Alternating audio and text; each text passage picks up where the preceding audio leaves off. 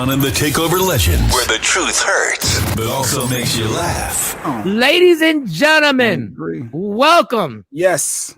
Our guest, Miss Claudia Jordan. Claudia Jordan. Hey. Welcome, y'all. She's here. Hey. First of all, thank you, Claudia, because I know you had to wake up early. I made breakfast. Look, I hooked it up. I had some home fries. Oh, damn. That's real breakfast. Mushrooms in it and peppers and jalapenos and some bacon. I was like, if I'm gonna be up this early, I'm gonna make some breakfast. How y'all doing this morning? Hey, Hold on, Claudia. You made that, or is that an Uber Eats, or is that? Look, like she don't cook. Look at her face. Like, I just want to make sure you made that. I can cook. For real.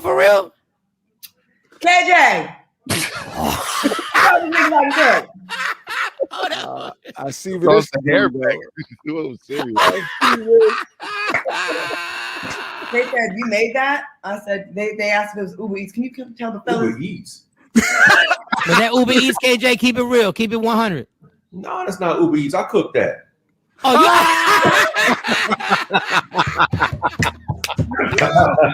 No, she cooked it. No ask for you later. All right. We can't curse too much. Sorry, is this like real radio? We're on the verge of it. But ass is good. That's good. Ass is good, so I can say ass. Yeah. I'm glad you kept it 100 because you're like, no ass for you tonight because that changes everything. That changes for a man. That changes everything. All of a sudden, you pop back on the screen. Yo, she cooked everything from scratch. You did that. Now, what's up, everybody? Good morning. Good morning. Man, Good morning. Thank you so much. My pleasure. God, there's so many things I want to get into with you, but first, the Fox Soul. Let's do business. The Fox Soul, because we worked together. You were at the radio station. You were at KRMB, and I was on K104. Behind the glass, we could see you every day. You was over there with that white supremacist. It was amazing. I love her. Wow, already. They had a white man running a black show, and he couldn't even be in the room with y'all because he had so many violations. Let's get ready to start. Hey, Gary. Nice. Hey, it is what it is. I don't lie. Listen, one thing about me, and this is why people will love me or they will hate me. I do not lie. And that makes a lot of people uncomfortable in this fake entertainment business we're in because we got to act like things aren't what they really are. But I don't do that. And that's kind of why I'm an outcast. That's why me and Michael Shawn get along. You know what I'm saying? I understand that mindset where you're just trying to be like, doesn't anybody want the real anymore? Or do we supposed to just be fake and just say, oh, you're amazing and it was a fantastic experience. Sometimes things weren't a fantastic experience. And you should be able to speak on it. And that doesn't make you a bad person, make you an honest person. That's real. I'm team truth. And I'm gonna fight for it till I die now. I may die broken, penniless, and hated, but I feel good at night when I go to sleep. I'm like, you know what? I'm not in that. I'm not in the matrix. I'm not trying to stunt for you, but one thing you're not gonna die is penniless. Like I know that for a fact. Well, she's not gonna do that. She's not. So Fox Soul. So what's the show that we need to promote that you're rocking on Fox Soul because you're doing a great job on there, and I would love to get a job. Go ahead. I have 3 shows there. It started off as me 5 days a week. And then I turned one of my, I like to share, and this Michael Shawn. I'm like, if I can bring other people with me, I'm like, let's do this. If it's gonna make a better show. So one time they had Vivica Fox booked on my show, and then they added Lisa Ray and then Selena Johnson. Then they made it like a one-time thing, like Cocktails with Queens. It's the first time we're gonna do this. Just girls drinking that that are familiar faces. And it went so well after the show, I immediately called my bosses. I'm like, my producers, we gotta have them back next week. Let's do it again. Right. Some of the girls were like, I ain't coming back for free now. I was like, okay. So I asked production to find some money for them. And then it became a 6-week thing and it became a huge hit. And then it became one of the top shows at Fox. So it just really, really grew. So I do that. And then Tuesday, Wednesday, Thursday, I do one-on-one interviews. I've interviewed Monique, Wendy Williams. I had Teddy Riley on the other day. I mean, it's just been amazing. And then did his Wi-Fi work? Did his Zoom work? Teddy, did his Zoom work? Together. I think he learned. He learned. Okay. And then Friday, I do a kind of a gay male version of it on Friday called TGIF. And that show is now a huge hit on the network. And that's a show that I created. And it's so fun. And we get to really it's a lot of it's comedy and intellect combined. Like they're not just gay men that are there because they're gimmicky and yes, honey. It's not that. Like, yeah, they're gay. It's almost like an afterthought. It's almost like, yeah, they're not defining who they are based on that. And they just have a lot of personality. And I love being able to show a different side and they don't feel like exploited. Like a lot of shows exploit members of the LGBTQ community, like, just want them for a certain persona. And we surprise people every week with how intelligent and thoughtful and shady and fun it is. So it's a good time. Yeah. But I'm still trying to do some other things. I miss being on the radio. Wink, wink. Wink, wink, wink, wink. Jay's very uncomfortable with homosexuality. So I just want to let you know, Jay is very uncomfortable. I just told the story, Claudia, when I was in the 3rd grade, all the girls were doing double Dutch. They were all doing double Dutch. Did you try it? And no. Did I try it? Did I try it? He wrapped the rope.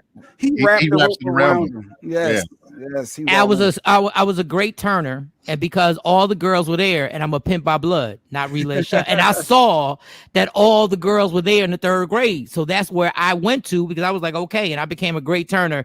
And Jay Black got upset because yes, I did put the rope around my waist, and I was killing it with this girl named Tasha.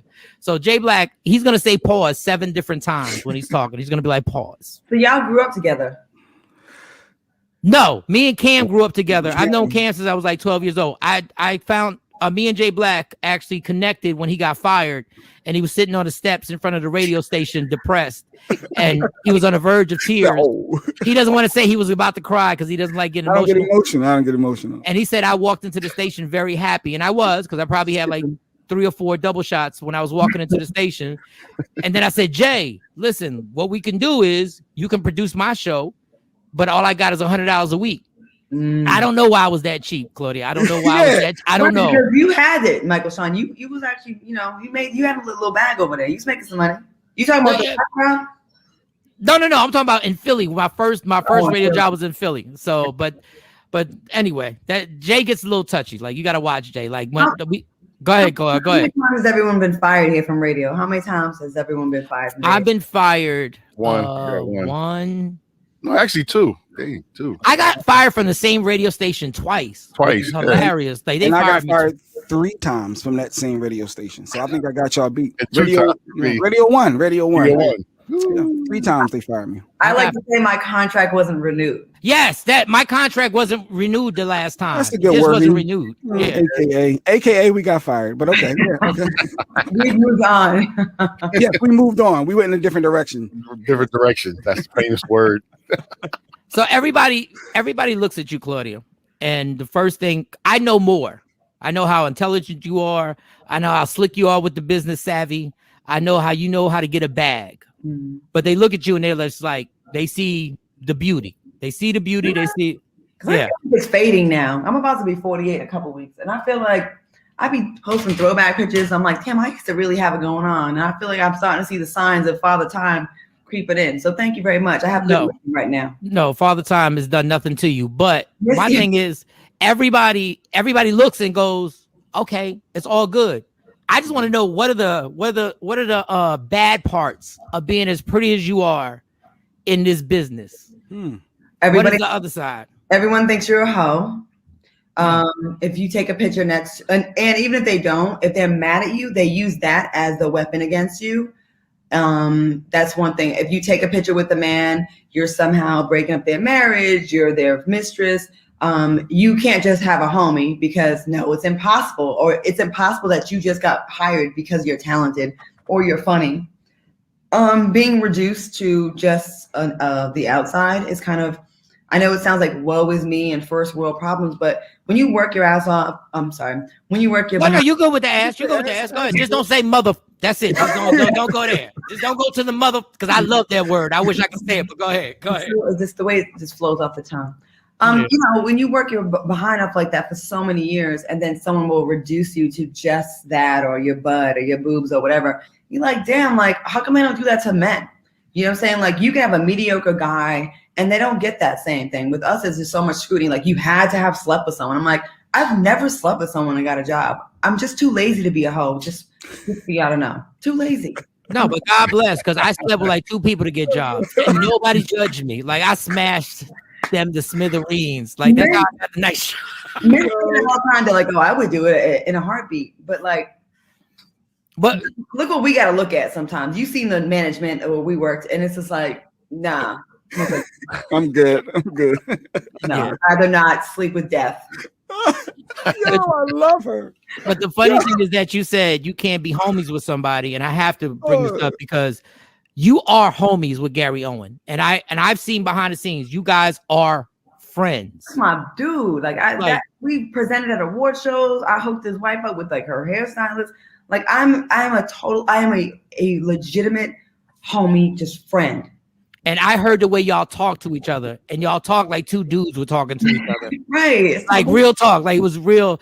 And for those who don't know, number one, we're speaking of Claudia Jordan right now. Mm-hmm. And Gary Owen, obviously, if you haven't seen it in the media, after I think it was an 18-year marriage, which I was shocked. That one caught me off guard because I really thought that they were good. Mm-hmm. She filed for divorce. Then somehow or another, they decided, let's drag in Claudia. Yes. And let's drag her into the mix and let's put something up. And then his wife took it down. Can you explain to us what happened? I didn't even see the post. I just saw the aftermath of whatever post happened. So the post in question that she reacted to had nothing to do with her, really. Someone posted on one of the blogs, is Gary Owen still invited to the cookout? And there was people saying yes, no, or he's canceled now because they're assuming, and listen to what I'm saying, they are assuming that she actually filed first, and they're assuming that he cheated on her. Court that. Thank you very much. So I can't believe y'all. It's Michael Shawn from Michael Shawn and the TakeOver Legends. And just in case you missed the show, check this out. 1, 2, 3, 4, 5, 6, 7, 8, 9, 10. His bass is bad. Michael Shawn and the TakeOver Legends, where nothing's off limits. Free Agent Radio. And then also yesterday, we spoke about the 5-year-old who Jay Black is obsessed with this badass kid. So a badass 5-year-old walked out of school, right? And a cop. So the cop found the kid roaming the streets. A 5-year-old. Hitting the streets. Hitting the streets. I'm uptown, baby. Uptown, baby. I think he threw the rock sign. He's like, it's the rock. And he was just walking the streets. A 5-year-old left school. Michael Shawn and the TakeOver Legends, where nothing's off limits. Free Agent Radio. I'm on Free Agent Radio and Media Room 360. A good friend listen, so proud of this man. Radio veteran, started in radio. He might have started before I actually started. TV host of his own daytime talk show in Philadelphia. And then he's moved on to one of the best podcasts that are now out right now, F&Q. Quincy Harris. Let's show a clip, y'all. Show that clip. Man, somebody cut a check. We used to do the Grammy brunch. Yep. So remember, him and Stevie Wonder actually crashed the Grammy brunch. And I say crash because they weren't invited. But I mean, it's Prince and Stevie Wonder. Of course you're invited. What are you talking about? I just didn't send them an invite because I'm like, they're not coming to my thing. Anyway, we in there, we partying, whatever. My assistant comes to me and goes, yo, you're not going to believe this, but Prince and Stevie Wonder's at the door. Wow. And I'm like, you gonna let him at in? the door doing what? Like, they want to come in. Well, let him in. What you talking about? So let him in. Prince is sitting here. Stevie Wonder's sitting here in my booth. I grab my drink and I take a sip of it. And then Prince taps me on the shoulder. And he goes, what is that? I go, oh, it's the vodka cranberry. And he leans in. Vodka's bad for you.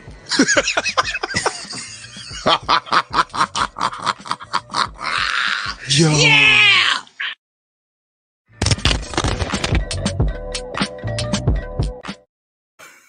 Ladies and gentlemen, welcome to Free Agent Radio on Michael Shawn and the TakeOver Legends. Quincy Harris, what's good, Quincy? What up? What's up, Mike? What's up, Jay? What's up, Cam? How y'all doing, man? What up, boy? We needed you. Quincy, we needed you because this has been a serious show. Okay. And I'm exhausted. I just want to play now. I just want to play. Let's play. I just want to play because I'm exhausted. Like these dudes right here, Cam and Jay Black are literally trying to tell me if they offered us $50 million to buy Free Agent Radio, right? Mm-hmm. and our streaming partners, Media Room 360. So we added like it's 80 million that they offered us. These mother over here talking about, well, we'd have to negotiate because after taxes, we just can't take that money. Quincy, I said this noise right here is me tapping the mic. That would be me tapping out. I'm gone. All right, I'll see y'all later. See, Quincy knows the grind. I want no parts. I want no parts. 50. All right. I'm just sorry because I know y'all talking about, Yeah. No, but go. All right. Let's say, after taxes is 25 million. All right, and then you got to pay somebody 5 million, so it's 20 divided by 3. Right around my way, that's like retirement. I don't even need to do the math. We could do 6 million a piece. We could do 5 million a piece. Like, do you look at? I'm just thinking about my expenses right now. Tell him. That's what I said, Quincy. Go ahead, tell him. Bro, you could listen. If you're like, oh, I don't really like invest like that. You could take a million or two of that and just live off the interest of that. Just live off the interest. Quincy, I said at my apex, at my high point, I've realized. Having money and then not having money, not having money. I've gone through that a bunch of times. I know my lifestyle really is just to be happy. I'm really $250,000 a year. That if I have that, I'm taking a vacation with the kids once a year. Girl, my wifey got a car. I got a car. We're good. Simple. I don't need money. Simple. I don't need to pour champagne out on nobody. Yeah. None. I'll be good. Especially my alcoholic ass. None. I don't need no champagne. We good. We don't need to be straight. We good. Yeah. Somebody just already put a comment on Quincy. They said they love the F and Q. When you watch, you never know who they'll bring in the conversation. The funny thing is that we played a clip and I realized like without him stunning on us, he stunned on us. What? Because he had Neo on the clip, which is a huge star. Yeah. And no disrespect, but the biggest star we've had was somebody from Oaktown 357. So, hey, no, but I love her.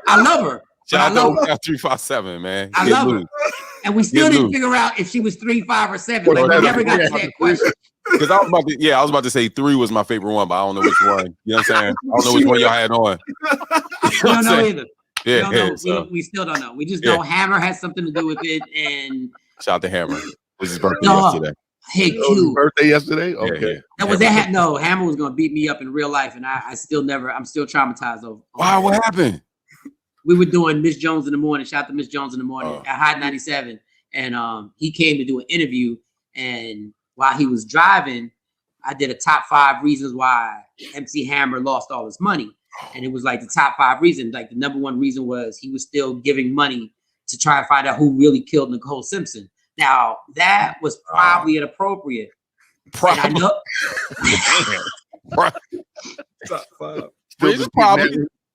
First of all, Q, what you're not gonna do is judge me right now. No, I'm not judging. What you're not gonna do. I'm not judging. I'm just saying, like, damn. Like, you know what I'm saying? Like, so when he walked into the studio. Jonesy wasn't in that day. It was just me and DJ Envy. And when he walks in, he got a dude behind him with a trench, like a long trench coat. And now I'm nervous because I'm not a thug, right? Yeah. I'm nervous. Okay.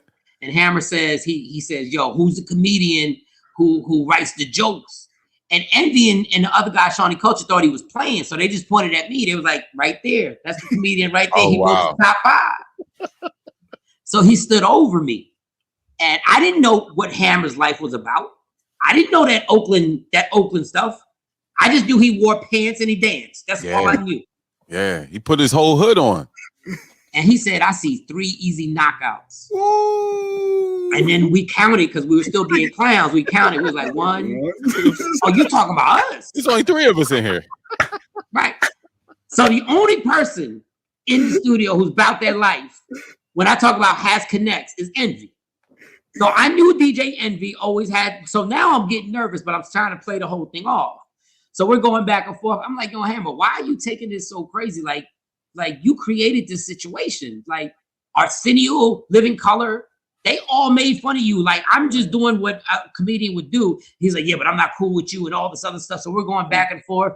And the guy's still sitting in the corner with the stupid ass trench coat on. And I'm sitting there going like, I'm not dying. I'm not going to die today. This is not going to happen. So then, doing radio, as long as you did it, The awkward moment is when you go to commercial. Oh my goodness. Because now it's about to get real. Now you just looking at the papers, you checking the log. You like,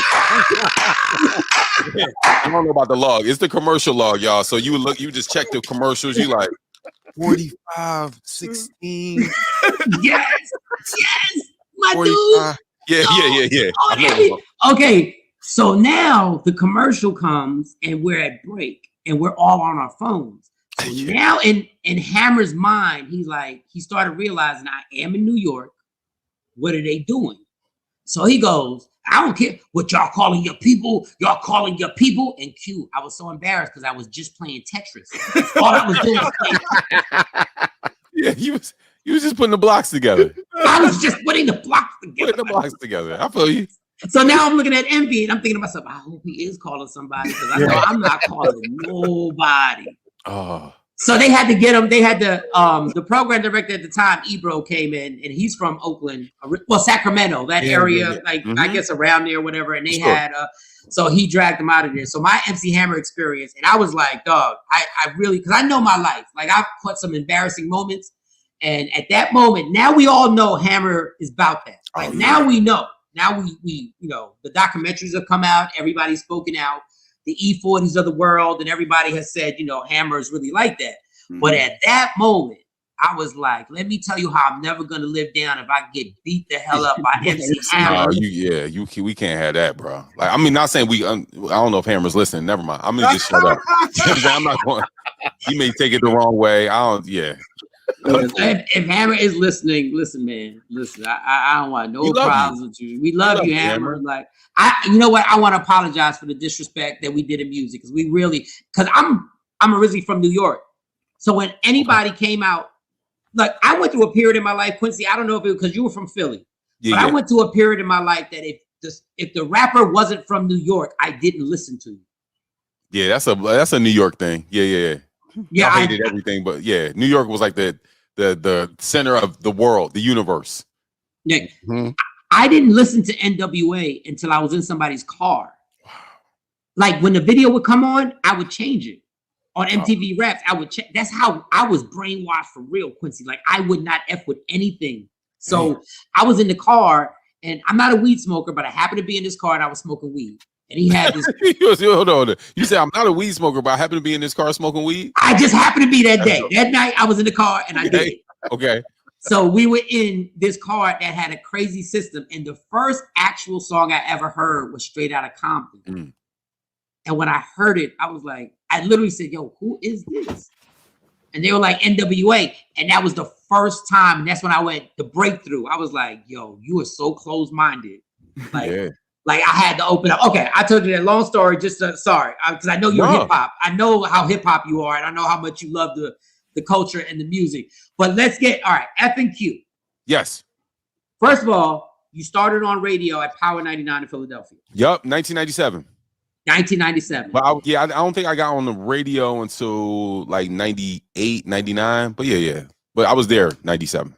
So you get with a DJ named Cosmic Kev. For those who don't know, legendary status, still in Philly right now doing this thing, Cosmic Kev. And y'all are part of the show called The Come Up Show. Yeah, we did the Come Up Show.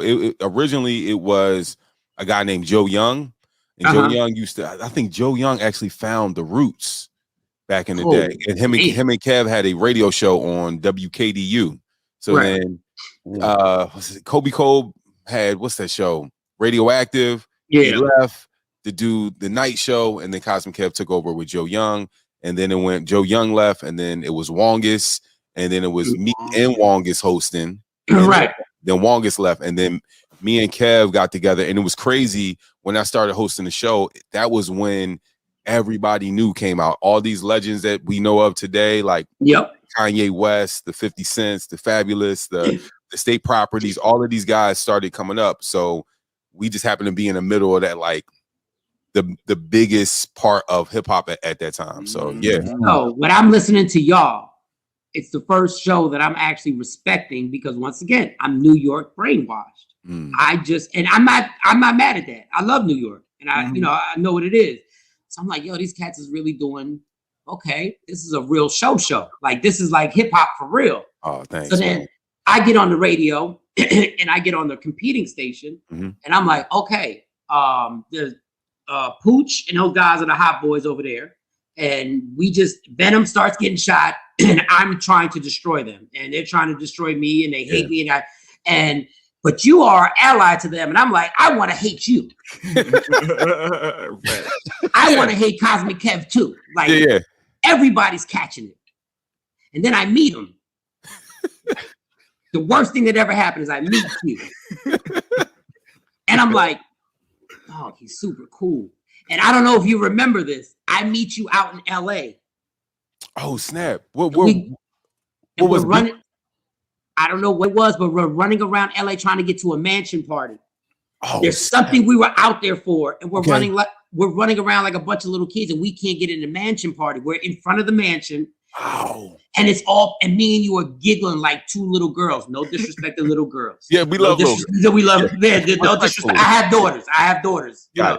We're giggling and laughing, and I'm almost feeling crazy. I'm like, well, ain't nobody gonna know me and Q was hanging out. We in LA. Ain't no social media back then. We go back to Philly, we gonna hate each other again. So then we're there, and a Bentley comes. Now, mind you, nobody knew what a Bentley was. Yeah. And a legendary gang member, I don't know his name, so I don't want to be disrespectful. Okay. The trunk opens up, they take a wheelchair out, and I know exactly what you're talking. Yes. That was man. I don't want to just be saying gangsters' names, but I know exactly who you're talking about. Yes. So so the gate opens up, and everybody gets quiet. Like it went from rah rah to it went. Whoosh. I know exactly what you're talking about. Yeah. They roll him in. The gate opens up. Everybody backs up. He goes in. The gate closes back up, and we don't get in. But we wind up hanging out. The rest. So now we go back to Philly, and we have two-way pagers, right? We have the two-way pagers, right? So when I would get off the air at 10 o'clock on Fridays, he'd get on the air with Kev. Yeah. And they start going in. Now, mind you, I hate everybody at that radio station for no reason. No reason. It was the stupidest thing ever, dog. It was like, you got a cape on for a radio station that's gonna wind up firing you. It was the dumbest thing I ever did in my life. It's like being a gang member with a W-2. Yeah. We walking around with the Beat shirts. They walking around Power 99 shirts and all that. But they're the heritage stations. They are the big dogs, and we're going at it. And then we become so cool that I start texting him during the show on his two-way pager. So I start saying, whatever they're talking about, I got comments. Now, if he wanted to play me, he could have played me so crazy. First of all, I exposed myself so crazy. But we would just go back and forth, and he would repeat like some of my comments, and then we just became super cool. I remember one time you hit me, and you was like, yo, because I would play like this car crash as like a signal. You was like, you texted me one time, and you said, dog, man, I'm driving on the highway, man. I thought it was a car crash around me. And I shouted you out. I was like, shout out to Mike. Because I didn't care. Like, like at the time, the bosses were like, yo, they trying to eat y'all food. And I'm like, I'm looking at the food y'all were paying me. I'm like, this ain't a lot of food. Like, this ain't a lot of food. This ain't a lot of food. So I never owned the company. Even back then, I knew I was like, I don't own this. So why am I arguing or fighting with somebody? Like, I just love music. We get to hang out. We get to go to clubs for free. We get to hang out with girls. Like, to me, it was like, why am I going to hate somebody from doing the exact same thing that I do? We must have a common goal, or we must have a common interest, because we're doing the same thing. So I never tripped off of that, man. Like, never. I just, that was never a thing for me. It made no sense. Even if I own, and think about it, people who own, like, you don't see, you ain't see back in the day Al Davis fighting Jerry Jones. Like, they both getting money. They own teams. Yeah. Like, oh, you a Raider? Oh, you a Cowboy? Like, bruh, how are they owners and their friends? It's but exactly we're enemies. We're workers, but that's how the beast will get you as a worker. And but then and I always admire this, because I don't know, like, we all see each other make moves, and we heard it. Remember, y'all are so spoiled because social media makes it immediate. Social media makes it that if somebody makes a move, they got to post a move, and they're there. So I want to go to New York. You go to LA. Yeah. And you are with Big Boy. Yeah. And you get on one of the biggest shows in the country. You're with Big Boy. And first, let me get just a glimpse. You went to LA. I stayed in LA for a bunch of months when I was doing comedy. How was it to go out there? You're from Philly and now you're living in LA and you're on with Big Boy and you're trying to find your space. Oh my gosh. So what a lot of people don't know is like it was 07. I left Philly because I was like, man, my girlfriend at the time, you know, she was like, she wasn't from Philly. So she's like, yo, you keep saying you want to leave. Like, why are you not leaving? I was like, ooh.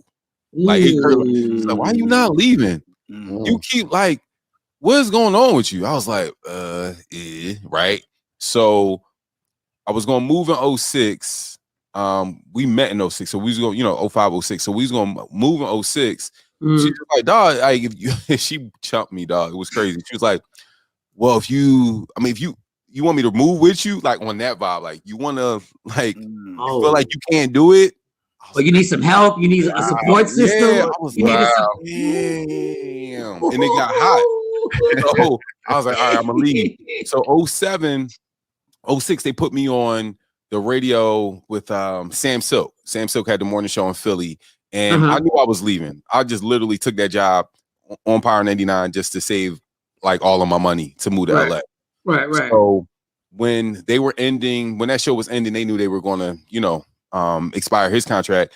They offered me before I left to go to LA. They knew I was leaving. They offered me 3 times what I was making to stay and do my own morning show on Power 99. And I was like, when you say 3 times more, yeah. Because you know I'm nosy and I'm that dude that breaks every dude code. I'm in your pockets right there. I want to know exactly what you turned down. Yeah. So was it 6 figures at that point? No, I was all right. So I was making 70. Base was 70, but you know we was killing the clubs and doing all that. Oh yeah. So they offered me 210. They offered me 2. Like, yo, if you stay here, we'll give you this. And I was like, oh my gosh, because you know how Philly was back in the day. You can make club money and never even touch this other money. So I was like, oh, and then sponsorships from being on the morning show. I was like, oh, snap. So I knew that 210 wasn't a real 210. That 210 was really probably like 4. You know what I'm saying? So I was like, yeah. And I made the smartest decision of my career to that point. I said no, because I gotta go on this journey. I literally said that. I was in the office with the PD and then the general manager. And he's like, man, we can offer you, we offer you, 3 times what you make. We can give you 210. I was like, I said, nah, I gotta go on my own journey. And I went on the journey and I didn't have a job. People think I moved to LA for a Big Boy show. No, absolutely wrong. I just saved my money and I left. And what happened was he was starting his syndicated, radio show towards the East Coast. And my boss, who I turned down, who I love dearly, she made sure, she was like, look, Big Boy wanted New York. Because his sister station in LA was sister station to Hot 97. Hot 97 wasn't going to put him on until he had another really East Coast city that was going to, show that he could, do it. So they were like, all right. So my boss was like, all right, this is what I'm going to do. I'm going to let you on, Big, but you got to hire Q. And I didn't even know she did that until years later. So I get a call from Big when I'm out there, maybe like a month later. He's like, yo, I want you to come try out. And I didn't even know I had the job. So I'm like, I'm going out there because I knew Big for like 6-7 years prior. And then I come out and then I try out. And my first day I'm late because we were on East Coast time. So we had to, bro, it was bad. We started at 3 o'clock in the morning because we were live to the East Coast. Yeah, let's just applaud that irresponsibility real quick. Let's applaud that because that's my life. That's my whole life, Quincy. That's my whole life. Let me tell you though, I was so nervous. I stayed up all night because I was like, at that point I couldn't get up at 3 o'clock in the morning. I couldn't get up at 2:30. So I was like, you know what I'm gonna do? I'm gonna just stay up. I might have dozed off like around 2, and I woke up and it was like 3:10. I'm like, oh. And I had to rush to the station. And I got to the station 30 minutes late. And I was like, Big, I'm sorry. I was like, man, I apologize. He's like, dog, just sit down. It was bad. So you gotta say, so from that moment to me not like this is his show. And so I was working for I wasn't working for Power 106. I was working for Big's syndicated company. So here's the deal. A lot of people on radio or a lot of people, that's like almost you're working hand in hand with your boss, with not just your boss, the GM and the CEO that can fire you. At any time. At any time. And you know, when you're dealing with radio, it's emotions every day. It's like sometimes, oh, they on something, right? Or they happy or they not happy, right? So I had to kind of like navigate that energy and also know there was nobody I could complain to. You understand? Because I was you ain't got no human resource because we got to deal with that with Jay Black every day. We never know how he's coming in. We don't know. Exactly. I see the degree in the back, though, Jay. No, but no, it was crazy. It was literally like I was here and I couldn't complain to nobody. Like, you know, if you have a job, you can go complain to the boss, like, yo, such and such is tripping. He was HR, he was the CEO, he was the GM, and I had to navigate with his energy every day. And I wasn't used to being joked on. I was used to throwing the jokes. I couldn't crack the jokes I would crack on with, you know, somebody who was the boss. So just navigating that, I was like, man, it was my first time in my career where, I knew celebrities and, that was like my calling card. Like, oh yeah, I can call 50 or I can call whoever. Dog, if I knew Neo, this is a true story. If I know Neo would do a great interview.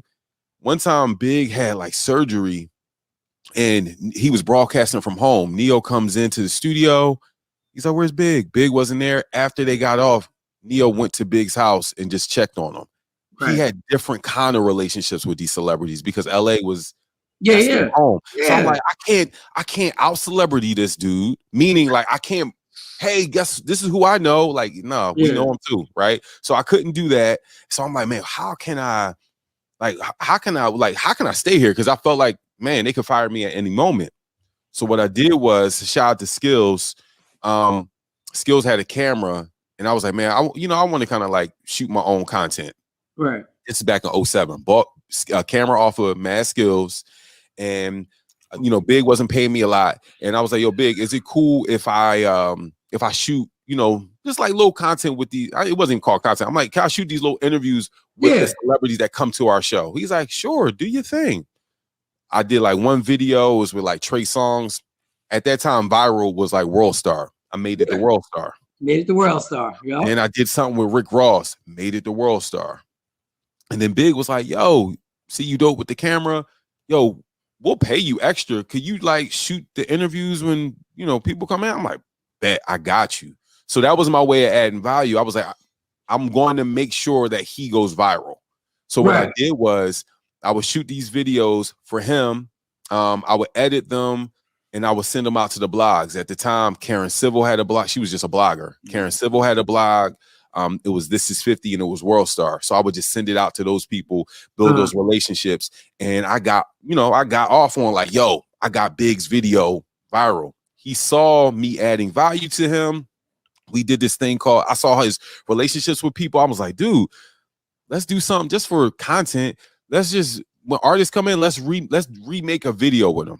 Right. So we had one with Diddy. We remade the video that went viral. We did one with Chris Brown. We did one like Neo. All this stuff starts going viral. So all my ideas, I'm producing, not even knowing I'm producing. Yeah, you're producing, Yep. I'm just trying to keep my job. You know what I'm saying? So I was damn near like the digital content person for the show and also a co-host. So like, dude, it got to a point where, man, I knew what it was. Never outshine the master. Yo, cats come in. I would text them, yo, ask Jeezy this, ask such and such this, because I was really, really in the culture.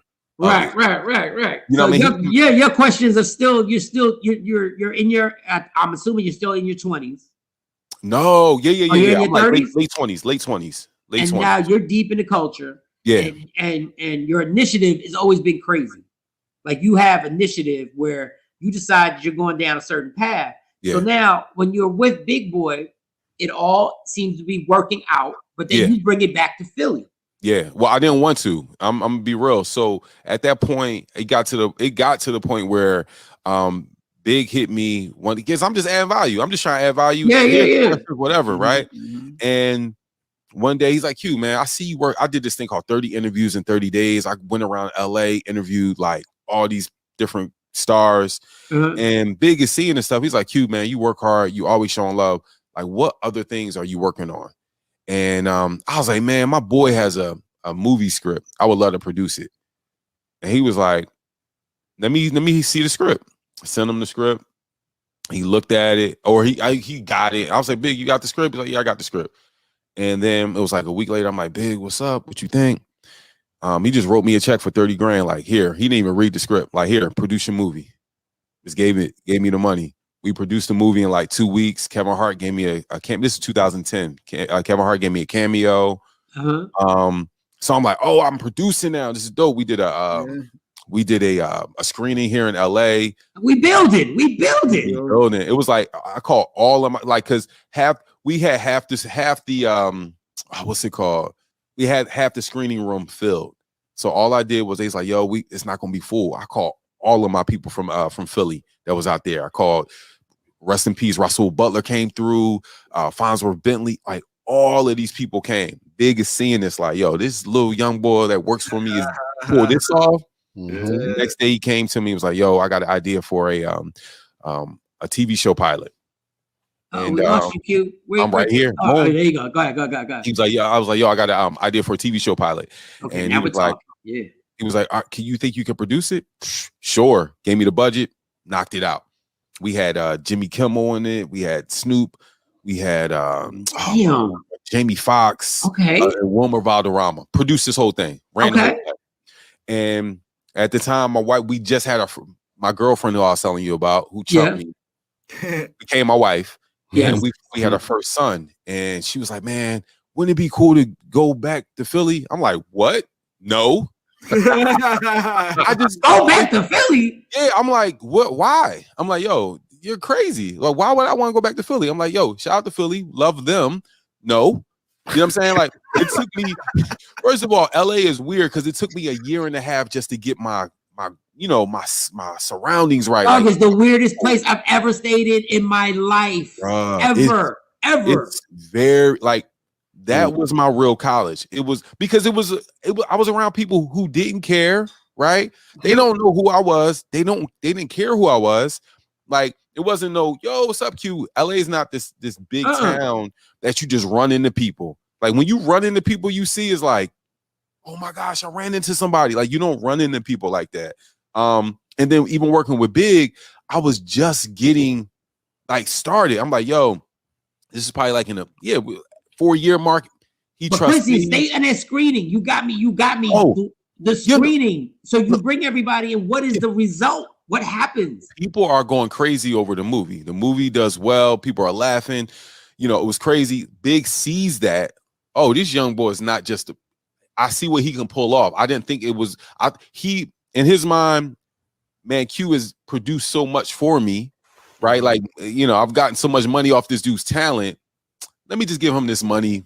He ain't gonna pay me back. Fast forward, he got his money back. We got a distribution deal. We had a 10-city release. It was, you know what I mean? It was, I don't like them. I can't watch the movie. There's so many mistakes. It was my first, you know. I've been there. I got a movie that I don't even promote that's on stream. I don't want anybody, but I'm great in it. But so like, you know, through that, I'll start producing stuff with Big. We're like rolling. We're thinking about doing some bigger stuff. My wife was like, yo, wouldn't you want to move back to Philly? I'm like, no. Why? Like, we just getting started. Like, I'm like, yo, you get to go to Malibu any day you want. What are you talking about? Like, no, let's stay out here. Yeah, the Liberty Bell's broken. It's nothing there. I know.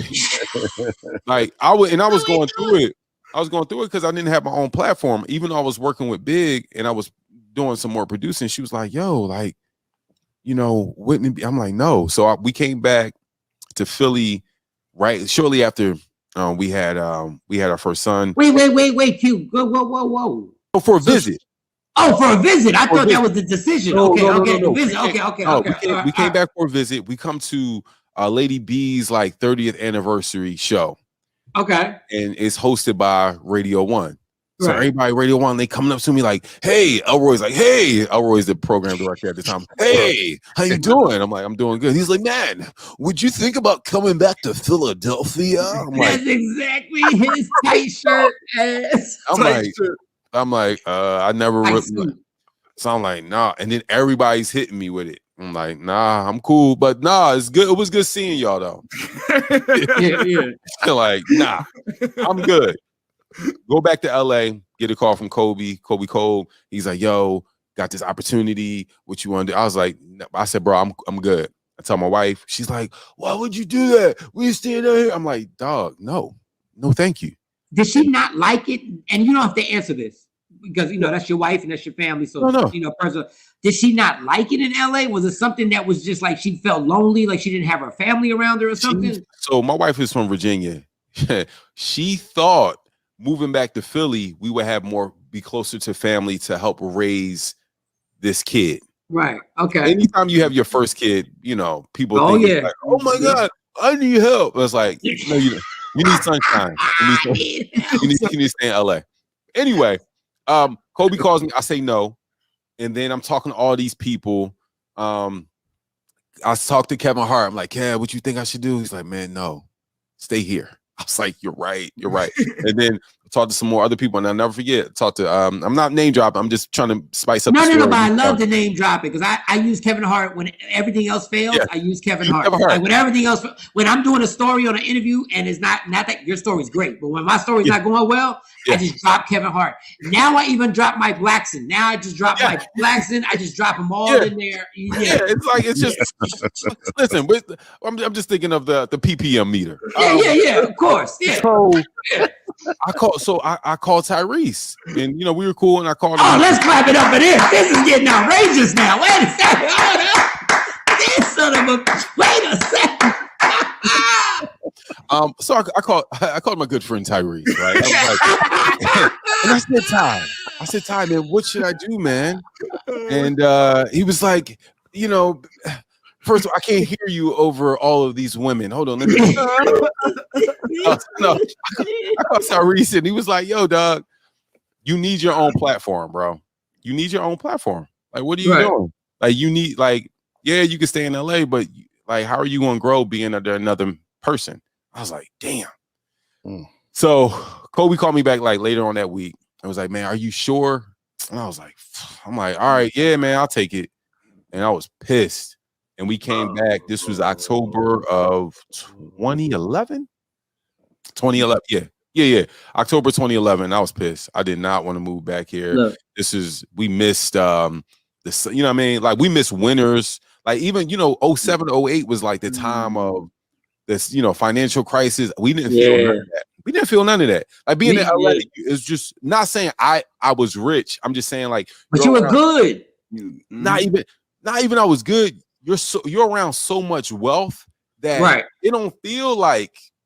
I know if I needed some real money, I could just hey big or whoever. It's not. I wasn't tripping. But so coming back home, you felt all of that.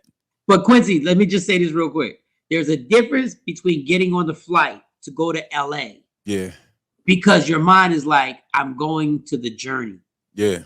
There's a big difference in getting on that flight coming back to Philly. Oh, and Philly is like my second home. Like Philly, if it wasn't for Philly, I would have no radio career. Yeah. So when you're coming back on that flight, in your mind, you really feel like you're going backwards. Oh, I felt disgusted, defeated. I mean, all of those D words, disappointed, damned, disturbed. Yeah, it was all the D words, all those D words, bro. It was on demand. You felt on the. No, that didn't make any sense. On demand. No. I felt on demand. The range. It was crazy. I was like, what am I doing? I felt Dante Wilder. I don't know why. I felt very Dante Wilder. Delonte West. Delonte West. I'm saying, damn. I was pissed, yo. And it was crazy. So we come back and we came just in time for the best part of the year. Like it was wintertime. And I'm like, I haven't felt this. I had to go buy coats. Oh man. So it was tough. It was tough on my marriage because I was miserable. And you got to remember, going back to Philly, I left. I was 28. I came back. I was 32. So, I came back. I was married. I came back. I had a kid. Yeah. I'm coming back to the radio station. I'm not the youngest guy at the radio station anymore. You got people like DJ Damage. Like, I listened to you when I was 12. I'm like, no. DJ Damage kills me with that. And I love DJ Damage. I grew up on you. Dog, no, you didn't. No. I'm not even grown. What are you talking about? How you grow up on me? I'm still 26. That's how you. And it got to a point where I'm like, oh my gosh, what the hell is going on? Because not only did I come back, I came back and I felt older. I came back and I'm in the same clubs with the same people that I'm like, I vow that I would never see y'all ever again. Ever. Never. Me? No, that was high school. I'm not going back to 12th grade. That's how I felt. So I'm in the club and I'm like, I'm back at Chrome. Like, you're back at Chrome and you're on the microphone. Look at this. You're at the club. Hey, Jersey, y'all in here? Hey, Jersey, where you at? Delaware, what's going on? It's so good to see y'all. This is exciting. Yo, and just 3 weeks ago, you were on the phone with Tyrese, and now you're at Club Chrome drinking a watered down drink. Bro, with Chad and Sanchez. Like, why do I see y'all? Why is DJ Trip here? You know, like, it was crazy. And the security is like, yo, you ain't on the list. I'm QDZ, dog. Stop. Yeah, it was like, bro, so I went through my midlife crisis at 32. I promise y'all. You gotta get the strip clubs with the same strippers. Bro, I'm like, older now.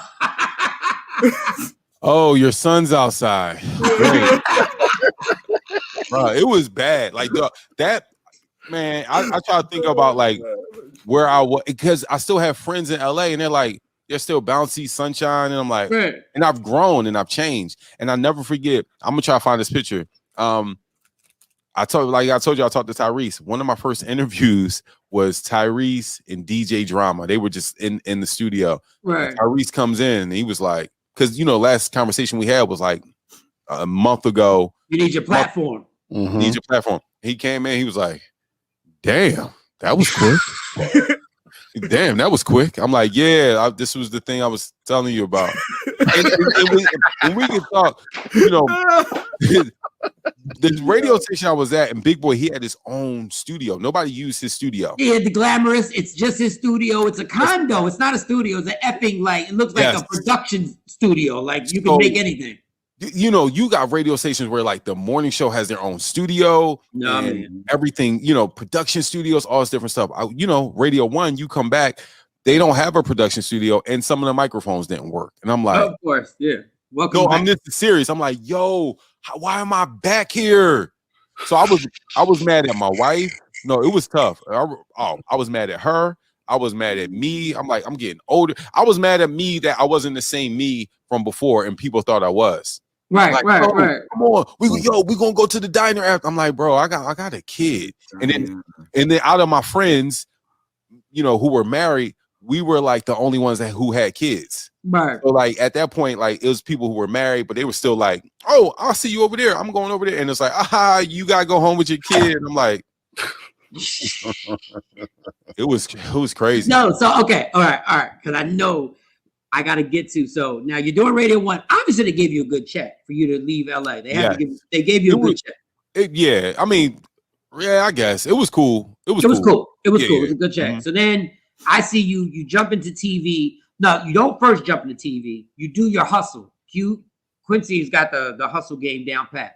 So he's just doing special guest reports, and he's going like they're sending him to the shore to watch them make fudge. Like real talk, and he's got this super smile, like we're live from what was it, Seaside Heights, and and this is Bob, and we're about to make fudge, and I'm loving it because I know what that grind is like. You said we're making fudge, like so when did you start making fudge? Like how did you? And then he tries to add a little bit of personality. Then he starts Instagramming and showing the journey of him and the driver. So he's giving the behind the scenes. Now he's on the show more and more and more and more and more. Then boom, next thing I know, this guy's got his own daytime talk show that comes after the news. Yeah. You let me come on there like 2 times, had a ball. Yeah. But I understood Q was making something out of nothing. Yeah. Like Q was formulating something. They weren't giving him a budget like what's her name? Kelly Clarkson. Oh no. Or whatever. Whoever, Cheryl, whatever, Sharon Osbourne, who got $10 million to get fired, and all that other good stuff. So you're making but you're making it happen, and you're making an impact in Philly. Yeah. But then you say, I gotta go again. Yeah. So for me, the Fox thing was great, right? Right. Platform was great. What I was, so I look at those years, like I look at what we do, like we have a career and it's a journey, right? Yeah. And I kind of compare, when Jay-Z started wearing those suits and was like, I'm a CEO, I'm not no rapper, right? And right. I'm differently, right? That was like the transition. For me, I was always the guy, like the young guy, the rap guy, and I wasn't feeling like that guy anymore because things had happened personally in my life where I'm like, I'm married now, I got a child. I really didn't care as much. I think like one of my last interviews on the hip hop radio station was with Bobby Shmurda and Roddy Rebel. And I'm like, what are y'all talking about? Like they were like, I swear to you, it was like, I'm like, what is going on? I was like, so the truth. This is tough. I still deal with that right now, Quincy. Bro. It's a reality check. So we were on the cutting edge of hip hop. We were on the cutting edge of where in our location where we were rocking at. Yeah. Anything new, we were listening to it. Yes. And we were going to listen to it weeks before anybody else heard it. And now we don't care that is the hottest thing out. We're just sitting there confused, looking at them going like, oh, you said, what are you saying? Like, what are you doing? Like, what does that mean? Yeah, it was so, I was like, yo, all right, you got one or two ways, right? You either can go to DAS, which they offer me a job at DAS. Like you can either go to DAS and die. Adults. Or you can like evolve, right? Like what other things do you have? Like, you even though I'm from Germantown, like I'm the good kid, Mad City. That's who I am. All right. They're the ones across the street, shooting people, they're dying. I'm the one going to Catholic school, have manners. I know both sides. Yeah, you're recycling. You're doing all types of good stuff. You're helping the environment. Like you don't even drink whole milk. Yeah, like seatbelt is on all the time. I'm Ricky, Boys in the Hood. Let me out. Let me out. Let me out, yo. I can't go through with this, y'all. Can't go through with this. I'm okay with that, right? So I was okay, this is getting a little aggressive, like not even aggressive. I've survived a lot of aggressiveness. I was like, dude, you don't have this in you anymore. What do you want to do? And I was like, man, well, I know I can speak to people. I know I got a good personality. And with the Fox thing, shout out to Jen Frederick. She was the one that would have me come on. We would talk about American Idol. This is back in like 2004. So she had me come on like once a week. We had a great rapport. When I was coming back to Philly, like I always, please use this, whoever's out there. I always would have people who are like in my board of directors, meaning if I was going to make a big move, even if I knew I was going to make that move, I would call Michael Shawn, right? Like, yo, Mike, what do you think I should do? I'm thinking about leaning this way, right? So I will always have people around my journey. It would be, who's I'm trying to think. Jen was there, Big Boy, Kobe, but like this was difficult because Kobe was the one offering me the job. So I had other people. So like Jen was one of those people. And I was just like, Jen, they want me to come back. She's like, yo, come back. We can like kill the city. I can get you back on TV like we were.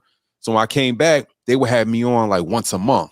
And I knew all the producers in the background and all this stuff. And I'm like, I felt like they liked me. I'm like, man, why are they not bringing me up more than once a week? I saw other people, other radio personalities being able to be on the desk. I'm like, what am I not doing?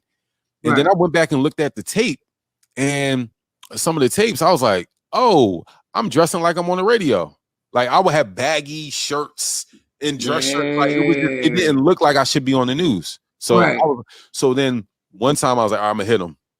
Shout out to my man Will Patterson. Will works at Saks Fifth Avenue. If you guys need anything over there, but Will used to work in the radio. He worked at Radio 1. Yes, he did. Yeah, he sure did. Yeah, the Power 99. He worked at Radio 1.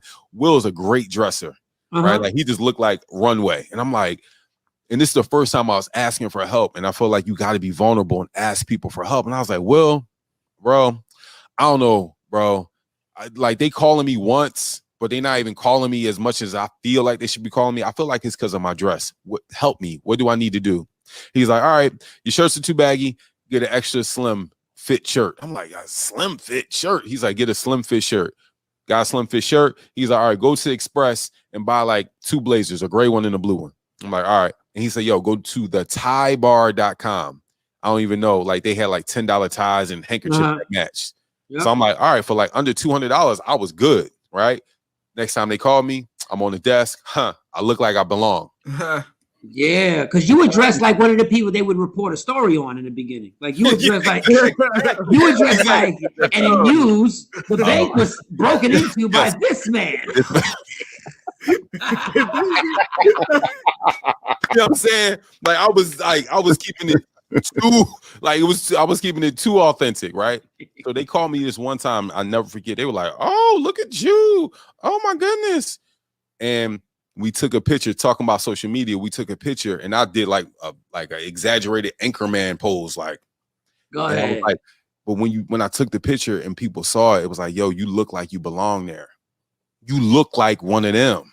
Wow. So then they start calling me more, and I'm just getting every time I'm coming, I'm bringing a personality because we can't have dead air in radio. So the same thing with TV. So you keep it moving, you're gonna keep it. You're gonna keep the conversation flowing, and the personality stays there 1,000%. Yeah. And now you're dressing the part, and then that leads to you getting the show. Then that leads to why when you've done amazing things because you turned down triple your salary to go to LA.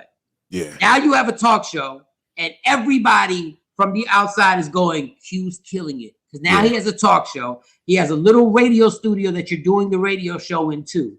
Mm-hmm. You're doing the multimedia thing. I'm like, I'm actually getting a little jealous. I'm like, yo, he's right in Philly. I'm all the way in Dallas hustling right now. And God bless it. But I'm like, he's right home doing what he wants to do. And then at a certain point, before you jump, because we have to talk about the F&Q podcast, which is absolutely ridiculous. Thank you. With the reviews, and I know you're seeing the response and the show, but you have to leave this situation. This talk show on Fox, which everybody dreams about having, you have to leave. Why? Because I didn't own it. It got to a point where I was doing radio and TV, like you said. We had our third child. I was working extremely hard. And I never forget the first week I did radio and TV, and I was like, man, this is the goal. But I was like, no, this wasn't the goal this way, right? Like I wanted to do it when I had like you said, I didn't have big budgets on either one of those. So it was like a lot of stuff coming out of my pocket, a lot of my energy I needed to exert. I'm working with, certain people like, man, well, I want to be on TV too. I'm like, you don't even know this hustle that I just did to get here. Like, stop. Let's just stick to what we're doing, right? So it's a lot of that energy. And I got 3 sons, and my mom passed away she passed away 2017. Right. Okay. So I'm doing TV. TV's not fun for me anymore. I'm trying to figure myself out. Radio comes back. I'm doing radio and TV. I'm like, yo, I'm making money, but how much money are they making off of me? And again, I saw a great man. And y'all know him. I saw a great man do a lot for the community here in Philly. He did a lot for radio and television. I mean, radio and Radio 1 in particular, and with E. Stephen Collins. Okay. Right. Yeah. But his kids don't own the radio station, right? Yep. He did so much, and he built so many bridges for so many people. And it's like, I can't give my kids shout outs. And I'm not saying E did that, right? I'm not. No. We get it. No, we understand. How much he's done for a particular company. And it's I need to have ownership. I've always been this type of person where, okay, let me figure out what this really is about. Radio, TV is never about me, right? Radio and television is basically about the advertisers. So if you have a great relationship with the advertisers, they're going to pay more money, or they're going to pay money, consistent money to your employer. My thing is, when I went to Fox, I started understanding the money of it a little bit more, because this is the first show of its kind. Yeah. Right. They did news. You can't do live reads on news. You can do live reads on an entertainment talk show though. Mm-hmm. So then people start coming in and telling you the budgets, like, oh man, we just made $100K off of it. I'm like, You're like, you raising your hand. Like, I don't know if you should tell me that, honestly. What it did for me was I started piecing stuff together. Like I start asking certain people and start piecing things together. I'm like, oh, I knew the roundabout how much they made. I never forget we were in this meeting and this head of sales came in. It was like, oh man, we're making hand over fist on the queue. And then somebody else was like, no, it's no. No. He's sitting right here. No, Q, I understand your gripe. Man, that's the worst feeling working on the last morning show I work with. So we go on there and they're like, we're in 15 markets. Then they come back. Yo, we're now in 27 markets. My check ain't changed. Now we're in 30 markets. My check is still the same. Come on, bro. Now it's to the point where when you bring up more markets, I'm getting pissed that I signed this ridiculous crime contract. So when we hit 50 markets and nothing has changed in my life financially, and I'm not saying it's all about money, it's about your worth. Yeah. I know what I'm bringing to the table. You know what you're doing that's making them get hand over fist money and nothing's coming to you. So then you decide, I got to go. Yeah, and I'll tell you this, and this is what I learned a long time ago. You don't, and I forget who I heard say this, but I get it. You don't get what you're worth, you get what you negotiate. Exactly. So my mind, I was like, okay, if I'm gonna stay here, I know what I'm gonna have to do, right? I'm gonna have to pay money to get Ubers for people and all this different stuff. I'm like, nah. When I was leaving, they called me like 4 or 5 times. A couple people of senior level called me that I never talked to, like that. And I was like, oh, they're calling me because I earned for them. So if I earn this amount of money for you, I know I can get that for myself. And it's like, I want my kids to see, like, I never want to be a parent where I'm like, yo, you should do this. And I have nothing to prove or nothing to show you that I did the same thing that I'm telling you to do. So for me, I'm not having no more kids, but every kid I get a little bit more bold and a little bit more like, leaning on my talent. And I'm like, yo, we're not going to be here forever. Why not swing for the fences? Like, why not? So me leaving, and it's so crazy. I hear people hit me up on Instagram like, so you left? I'm like, yeah, I quit. But why? I'm like, bro, like, go back to your job. Because I can't even explain to you in these text messages why. You know what I mean? Yep. That's exactly. I can't tell you what my mentality. I can't. But if you're not on my same wavelength, I can't do a seminar to get you to understand what you need, because I can't tell you what you need. It all depends on what makes you happy. But did you try? Did you try, Q? Did you try to go and say, look, I'm not happy. I need to restructure this. At that point, it wasn't even about the money. At that point, it was like I'm lifting this by myself. I'm not even gonna say by myself. I'm lifting this a little bit, like with not a lot of help. I need to go. If I'm lifting this much, I can go do that on my own. Like if you're paying me this, I know I can make 10 times that. But you have to have a belief. You have to have a belief. And I tell people, and I tell my kids all the time, and I say this to them. I said, understand this and listen to me closely. You have to have an unreasonable belief in yourself. Like, you have to have an unreasonable, where everybody else thinks is unreasonable. Yeah. Like, everybody else is going to tell you there's no way you should leave TV. Yeah. Everybody's going to tell you there's no way you should turn down a radio station said they pay you 3 times more. Yeah. Don't go to LA. You have to have that unreasonable belief in yourself that you like, oh, the sky is always the limit. Matter of fact, there is no limit. So when you leave, I'm like, I found out because I was going back and forth, and I'm like, yo, he's not on television no more. I'm hoping that it wasn't because they let you go. No, because that's the nature of this beast. Yeah. And then I see you do F and Q. Yeah. No, I mean, here's the thing. I'm at this point in my career where, like, I don't even care. I have nothing to prove to anybody. So if I got fired, I would let people know I got fired. Yeah. It just was like, it was time to go. They wanted me to do another show, and I'm like, it was time to go. Right. The older I get, the more I know when it's time to go. I'm like, oh, this time, okay, it's time for me. I knew after my mom passed, it was time to go, but I was just grieving, and then I added more work on. Right. The thing with me and Fuzz, we started this, I want to say November. Me and Fuzz were talking, like, me and Fuzzy from FAQ. Me and Fuzzy worked on Big Boy Show together. So me and Fuzz have known each other we met in like 2000, 2001. And then we got really cool when I worked on the morning show. Like we went on vacation together with our girls and all this different stuff. Like he used to come over my house. I used to go over his house. We were friends that happened to work on a show. We met on Big Boy Show. So we've always kept a relationship going. He'll come to Philly. He was like the head of Capitol Records at a point. He'd come to Philly. He'll bring an artist, come to my crib. We hang out. Like that's my dude. So when he said to me, yo, let's do a podcast, I was like, oh, that makes sense. Because all we got to do is just talk. And, you know, we're playing with it right now. Like, all right, sometimes we started on Instagram Live in December. Yeah. Yep. And then from Instagram Live, people are like, yo, you need to put it on audio, put it on in the podcast format. So we've done, I think like 12 episodes on the podcast format, but Fuzz knows everybody. I know a couple people, we call them, they come on the show. And like my whole thing with the show is I'm trying to monetize every one of my gifts. I know how to talk. I know how to do radio. Radio now is TV. I mean, radio now is podcast. My bad. Radio now is podcast. I can make money off of that. I know how to do that. Yeah. The stuff we doing on podcasts, they told us not to do on the radio. They told us all day not to do on the radio. All day. Too long. People want to hear. It's an audience that want to hear that.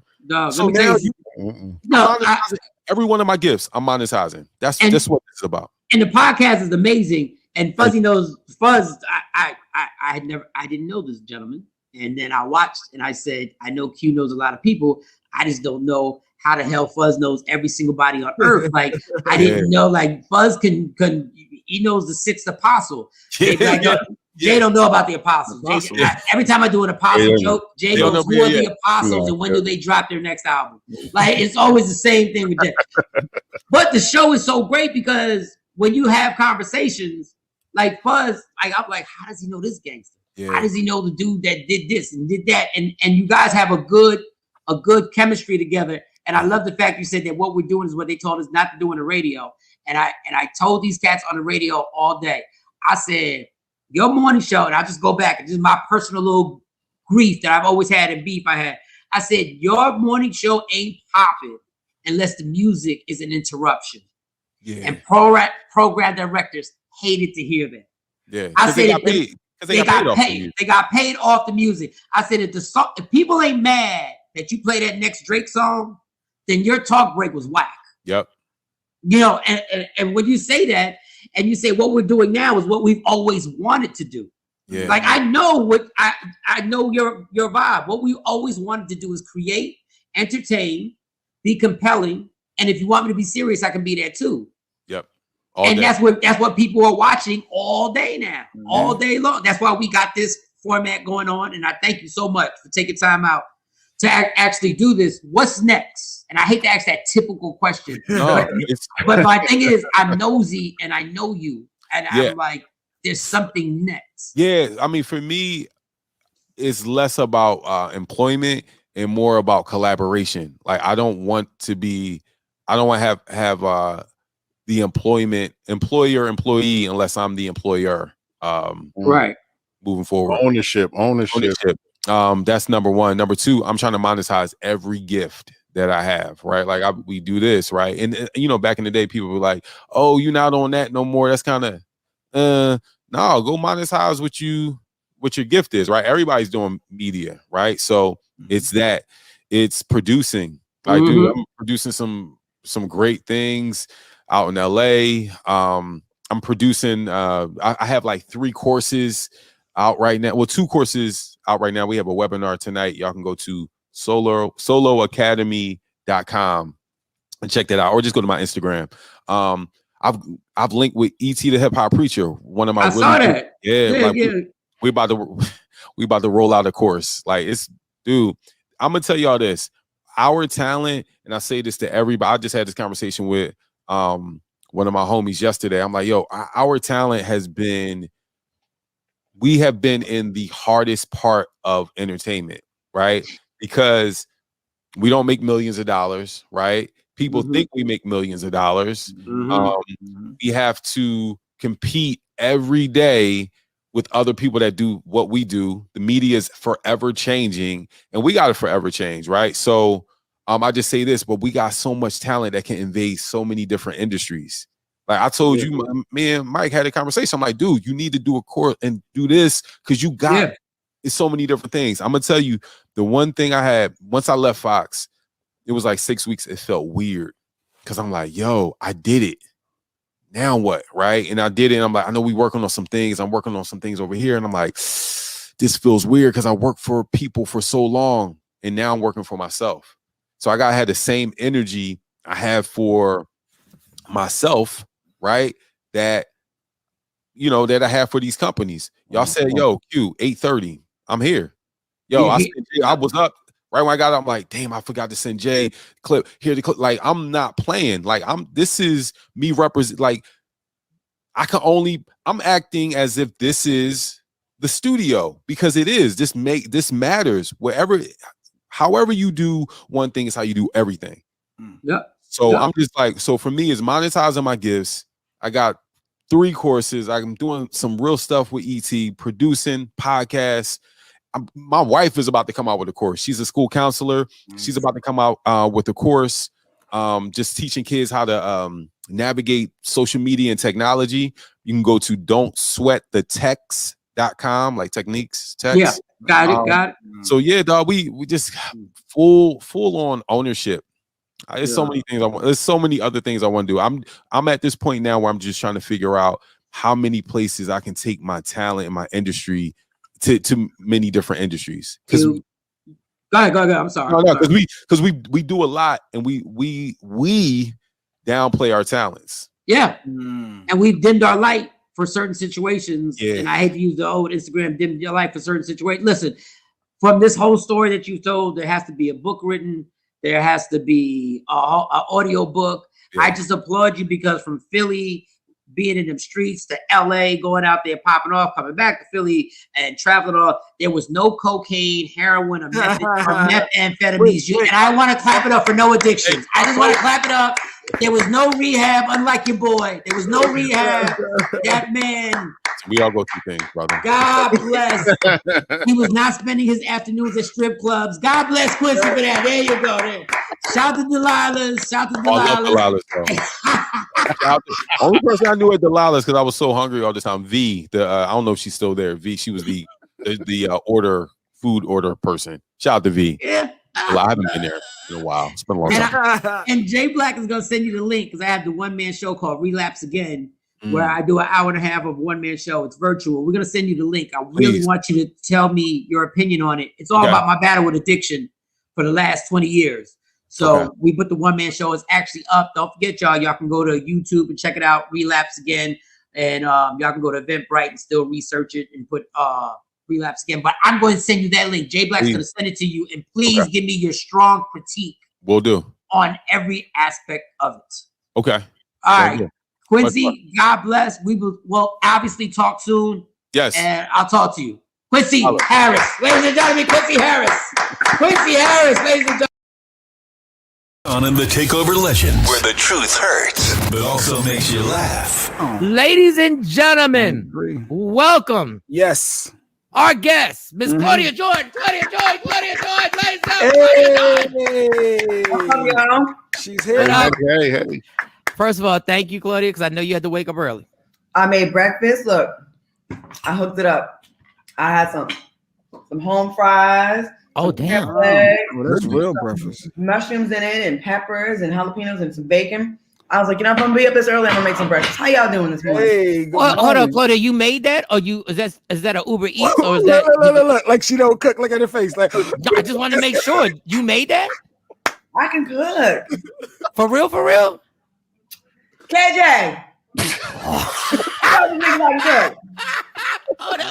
I see this hair back. They said, you made that? I said, they asked if it was Uber Eats. Can you tell the fellas? Uber Eats. Was that Uber Eats, KJ? Keep it real. Keep it 100. No, that's not Uber Eats. I cooked that. Oh,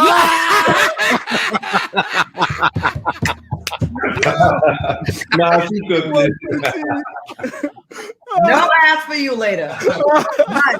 All right. We can't curse too much. We can't curse too much. Sorry, just like real radio. No, but it's yeah. We're on the verge of it. But ass is good. That's good.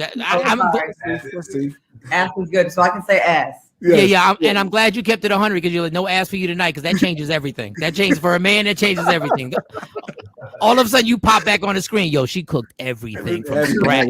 You did that. Now, what's up, everybody? Good morning. Good morning. Man, good morning. Thank you so much. My pleasure. God, there's so many things I want to get into with you, but first, the Fox Soul. Let's do business. The Fox Soul, because we worked together. You were at the radio station. You were at KRMB, and I was on K104. Behind the glass, we could see you every day.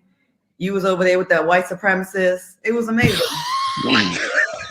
I love her. Wow, already. They had a white man running a black show, and he couldn't even be in the room with y'all because he had so many violations. Let's get ready to start. Hey, Gary. Nice. Hey, it is what it is. I don't lie. Listen, one thing about me, and this is why people will love me or they will hate me. I do not lie. And that makes a lot of people uncomfortable in this fake entertainment business we're in, because we got to act like things aren't what they really are. But I don't do that. And that's kind of why I'm an outcast. That's why me and Michael Shawn get along. You know what I'm saying? I understand that mindset where you're just trying to be like, doesn't anybody want the real anymore? Or do we supposed to just be fake and just say, oh, you're amazing and it was a fantastic experience. Sometimes things weren't a fantastic experience. And you should be able to speak on it. And that doesn't make you a bad person, make you an honest person. That's real. I'm team truth. And I'm going to fight for it till I die now. I may die broken, penniless, and hated, but I feel good at night when I go to sleep. I'm like, you know what? I'm not in that. I'm not in the matrix. I'm not trying to stunt for you, but one thing you're not going to die is penniless. Like, I know that for a fact. Well, she's not going to do that. She's not. So Fox Soul. So what's the show that we need to promote that you're rocking on Fox Soul? Because you're doing a great job on there, and I would love to get a job. Go ahead. I have 3 shows there. It started off as me 5 days a week. And then I turned one of my, I like to share, and this Michael Shawn. I'm like, if I can bring other people with me, I'm like, let's do this. If it's going to make a better show. So one time they had Vivica Fox booked on my show, and then they added Lisa Ray and then Selena Johnson. Then they made it like a one-time thing, like Cocktails with Queens. It's the first time we're going to do this. Just, girls drinking that that are familiar faces. And it went so well after the show, I immediately called my bosses. I'm like, my producers, we got to have them back next week. Let's do it again. Right. Some of the girls were like, I ain't coming back for free now. I was like, okay. So I asked production to find some money for them. And then it became a 6-week thing, and it became a huge hit. And then it became like one of the top shows at Fox. So it just really, really grew. So I do that. And then Tuesday, Wednesday, Thursday, I do one-on-one interviews. I've interviewed Monique, Wendy Williams. I had Teddy Riley on the other day. I mean, it's just been amazing. And then did his Wi-Fi work? Did his Zoom work?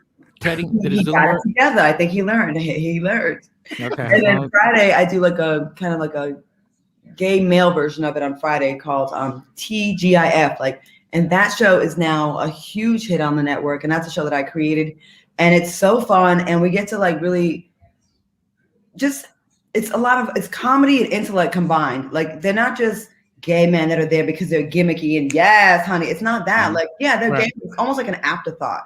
It's almost like, they're not defining who they are based on that.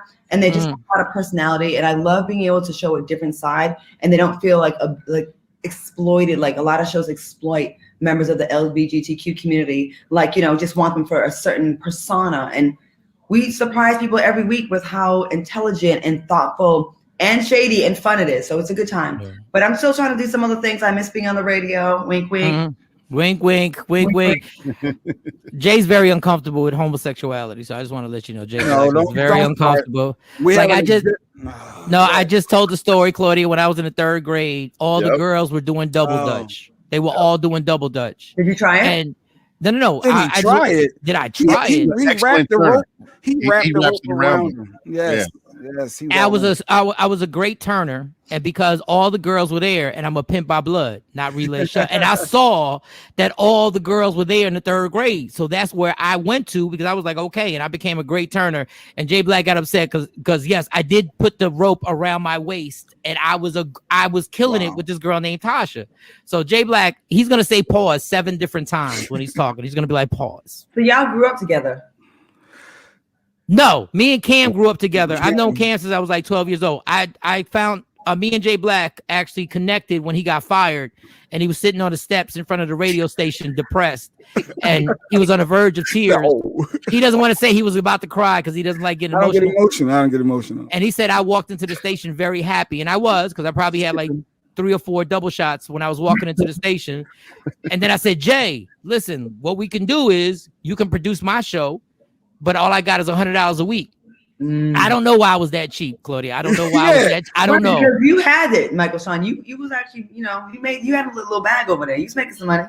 You talking about the background? No. I'm talking about in Philly. My first radio job was in Philly. So, but anyway, that Jay gets a little touchy. Like you got to watch Jay. Like when go ahead. How many times has everyone been fired here from radio? How many times has everyone been fired from radio? I've been fired. One. No, actually 2. Dang, 2. I got fired from the same radio station twice. Hilarious. Like, they fired me 3 times from that same radio station. So I think I got y'all beat. Radio 1. Yeah, 3 times they fired me. I like to say my contract wasn't renewed. Yes, that my contract wasn't renewed the last time. That's a good word. Wasn't renewed. Yeah. AKA we got fired, but okay. Yeah, okay. We moved on. Yes, we moved on. We went in a different direction. That's the famous word. So everybody looks at you, Claudia, and the first thing, I know more. I know how intelligent you are. I know how slick you are with the business savvy. I know how you know how to get a bag. But they look at you and they're just like, they see the beauty. They see the beauty. They see. Yeah. It's fading now. I'm about to be 48 in a couple weeks, and I feel like I be posting throwback pictures. I'm like, damn, I used to really have it going on. And I feel like I'm starting to see the signs of Father Time creeping in. So thank you very much. I have no right now. No, Father Time has done nothing to you. But my thing is, everybody looks and goes, okay, it's all good. I just want to know what are the bad parts of being as pretty as you are in this business. What is the other side? Everyone thinks you're a hoe. If you take a picture next, and even if they don't, if they're mad at you, they use that as the weapon against you. That's one thing. If you take a picture with a man, you're somehow breaking up their marriage, you're their mistress. You can't just have a homie because no, it's impossible. Or it's impossible that you just got hired because you're talented or you're funny. Being reduced to just the outside is kind of, I know it sounds like woe is me and first world problems, but when you work your ass off, when you work your no, you go with the ass. You go with the ass. Go ahead. Just don't say mother. That's it. Just don't go there. Just don't go to the mother, because I love that word. I wish I could say it, but go ahead. Just the way it just flows off the tongue. When you work your behind up like that for so many years, and then someone will reduce you to just that, or your butt or your boobs or whatever, you're like, damn, like, how come they don't do that to men? You know what I'm saying? Like, you can have a mediocre guy and they don't get that same thing. With us, it's just so much scrutiny. Like, you had to have slept with someone. I'm like, I've never slept with someone and got a job. I'm just too lazy to be a hoe. Just be, I don't know, too lazy. No, but God bless, because I slept with like 2 people to get jobs, and nobody judged me. Like, I smashed them to smithereens. Like, that's how I got the nice shot. Men all time, they're like, oh, I would do it in a heartbeat. But look what we got to look at sometimes. You've seen the management where we worked, and it's just like, nah. I'm good.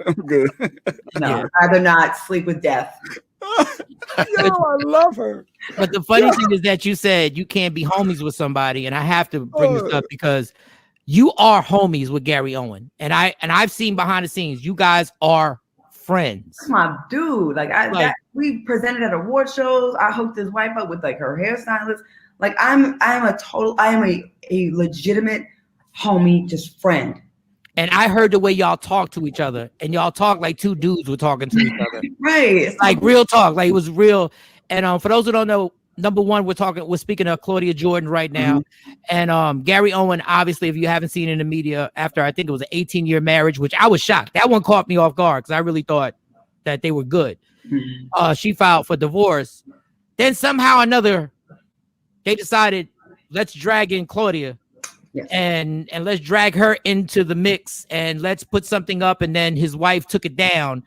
Can you explain to us what happened? I didn't even see the post. Like, I just saw the aftermath of whatever post happened. So the post in question that she reacted to had nothing to do with her, really. Someone posted on one of the blogs, is Gary Owens still invited to the cookout? And there was people saying yes, no, or he's canceled now, because they're assuming, and listen to what I'm saying, they are assuming that A, she actually filed first, and they're assuming that he cheated on her. Court that. Thank you very much.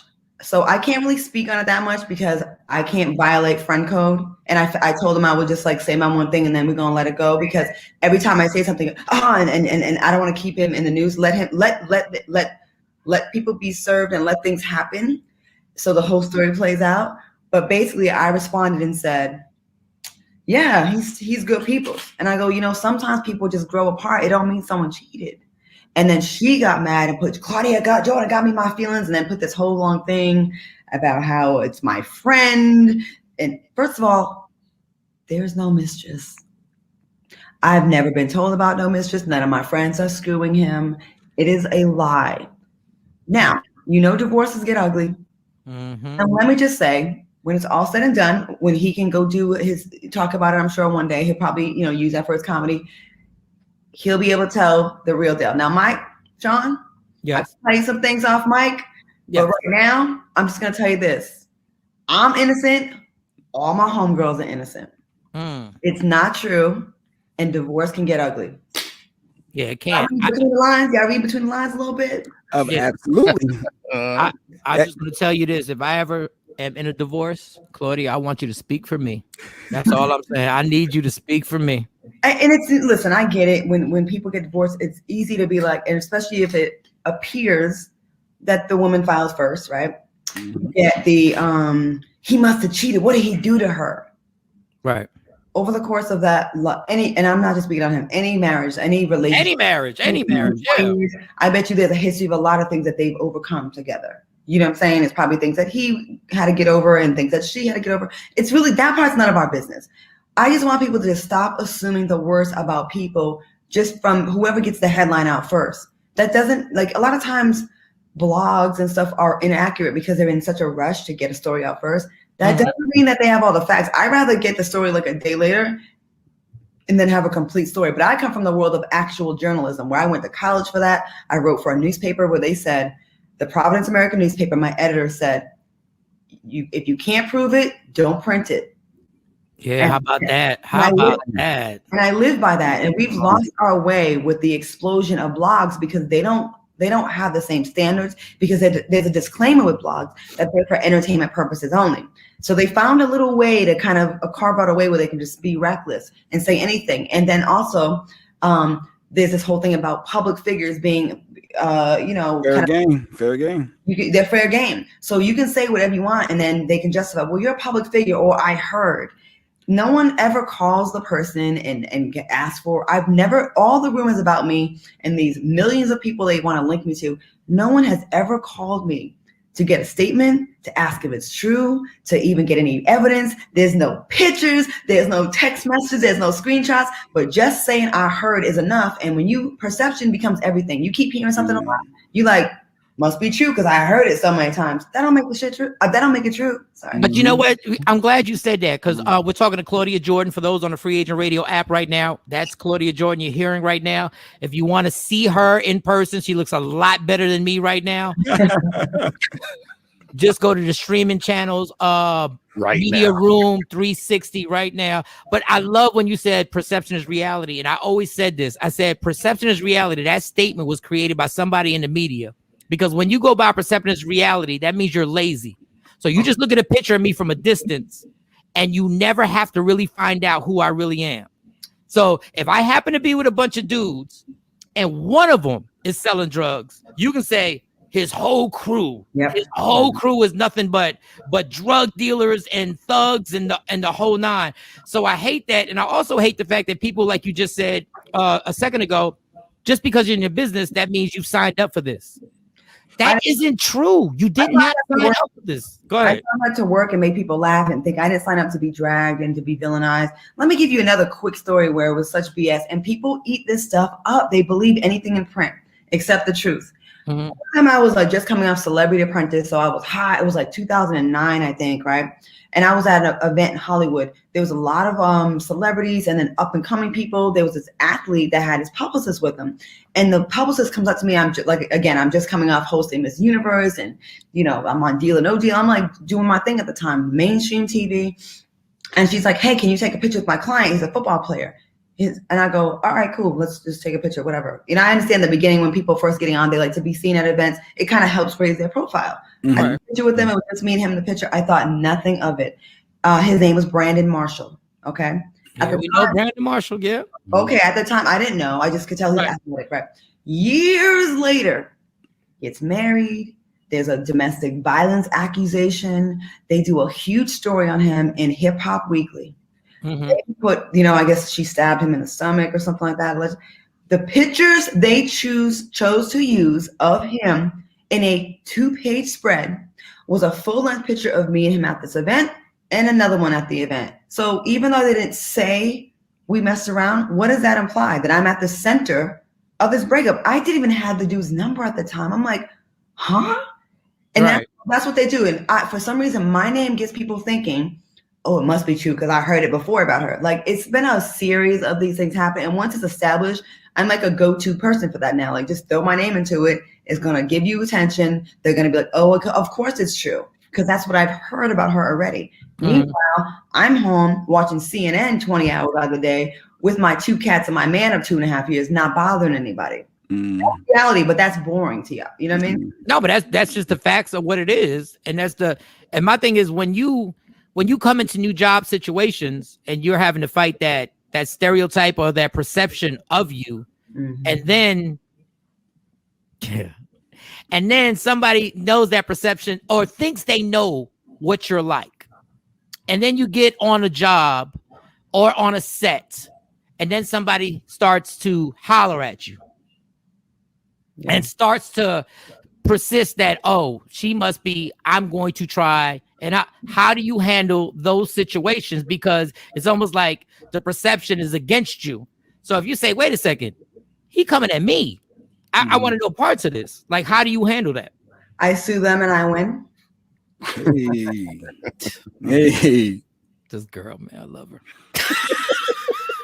Am I lying, Michael Shawn? They ain't no lie. If we put true serum in you and hooked a lie detector to your arm, it would all come back right. And you'd be like, yep, that's absolutely true.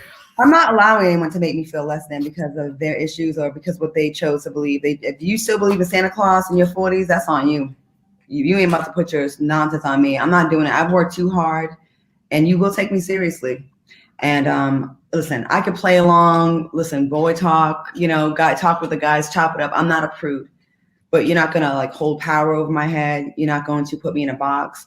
You're not going to make me feel uncomfortable when I'm just doing my job. And you're not going to villainize me because you heard something on a blog. Why are you getting your news from a blog? You a grown ass man. You know what I mean? Like, what are you doing? I'm right here. Ask me. I'm an open book. So, I think I'm not going to go out like that. I'm just not. There's been too many women that just go, and men actually, because men be getting harassed out here too.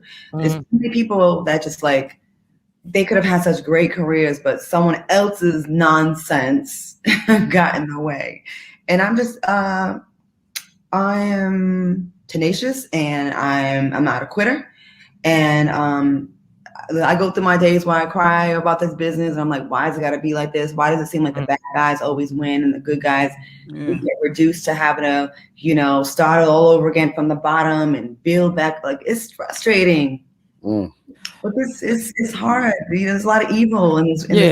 But you're not a prude, and you come out on top. And she's definitely not a prude. When it comes to boys talk, I think I had sweatpants on, and she called me a thought at the radio station. I think she really looked at me and said, "What, you trying to thirst trap? What are you talking about? I just woke up and threw some sweatpants." Nah, you come to work dressed like a little slut. I see you.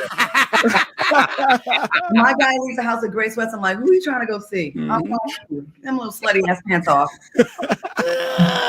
All right, so we were doing let me just ask you this, and this is an old story, but I always wanted to know because I saw you on the Breakfast Club when you answered this. What in the hell happened with you and Ricky Smiley, and why was it so why did it get so crazy with you and Ricky Smiley? Those who don't know, Ricky Smiley syndicated across the country and stuff like that, and Claudia had a short stint, which I thought it was going to work perfectly. When I heard it, I was like, oh, she's going to be on Ricky Smiley. That's a good situation. What happened? They didn't renew my contract. I know that. I know they didn't renew your contract. Different direction. I know they went in a different direction. I don't know why would they say that. Now I always say the same thing. I say, well, I can go in that direction. Like if you go left, I can go left. Like I don't understand. You know, I'm gonna say this. I am appreciative of the opportunity that I got. I really was. Like, you know, there was this point that we and him were real cool. I moved there, relocated, did the show. Our comedy or senses of humor are different. I'll leave it at that. And I was going to resign about 4 months before my contract was up because I just felt I didn't think it was up. You can have a good opportunity, but it doesn't really gel. Like it's not right. There's nothing wrong with that. That's why I don't understand why people got to take it to the left and just be so dramatic. You know what I mean? Like I've left job situations before and still been cool with the people. There's no hard feelings. I'm not mad. I actually was cool not waking up and having to brace myself to see what mood you're going to be in that day. So it just got really, I don't know. And it's kind of like a situation where the longer the time went on, the more tense it got. And I've extended, quickly and said, hey, we can talk, but I haven't heard back from him. So, but I don't know. I mean, I'm writing a book. Oh, you're writing a book? I'm writing a book, and I'm going to answer everything in that book. Nice. When can we expect the book? Like, are you already in the process of doing the writing, or are you writing yourself? Do you have a ghostwriter? I mean, I know everybody has a ghostwriter when they do it. So I'm a procrastinator. So I started the process a long time ago and then left it alone. But lately, too many people have been approaching me with like, it's time. Mm-hmm. My friend Patrick, he's a former editor at Essence Magazine. He's talked to me. My other friend who has lots of book deals. Her agent represents Hillary Clinton and her book and all these big books. I have a lot of stories that people don't know that like I was a witness in the Mike Tyson trial when I was 19 years old. She was my best friend. You told me that you were a witness in the rape trial when Mike Tyson actually got convicted.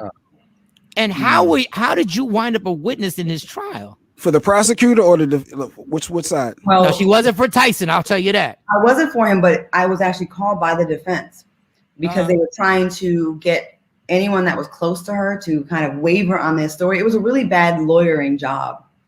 Like the defense was kind of like, I'm like, I hope you didn't pay for this defense, because how are you going to bring her best friend and think that you're going to get her to be on the stand and ask a bunch of questions, throw you off and make you look like a liar?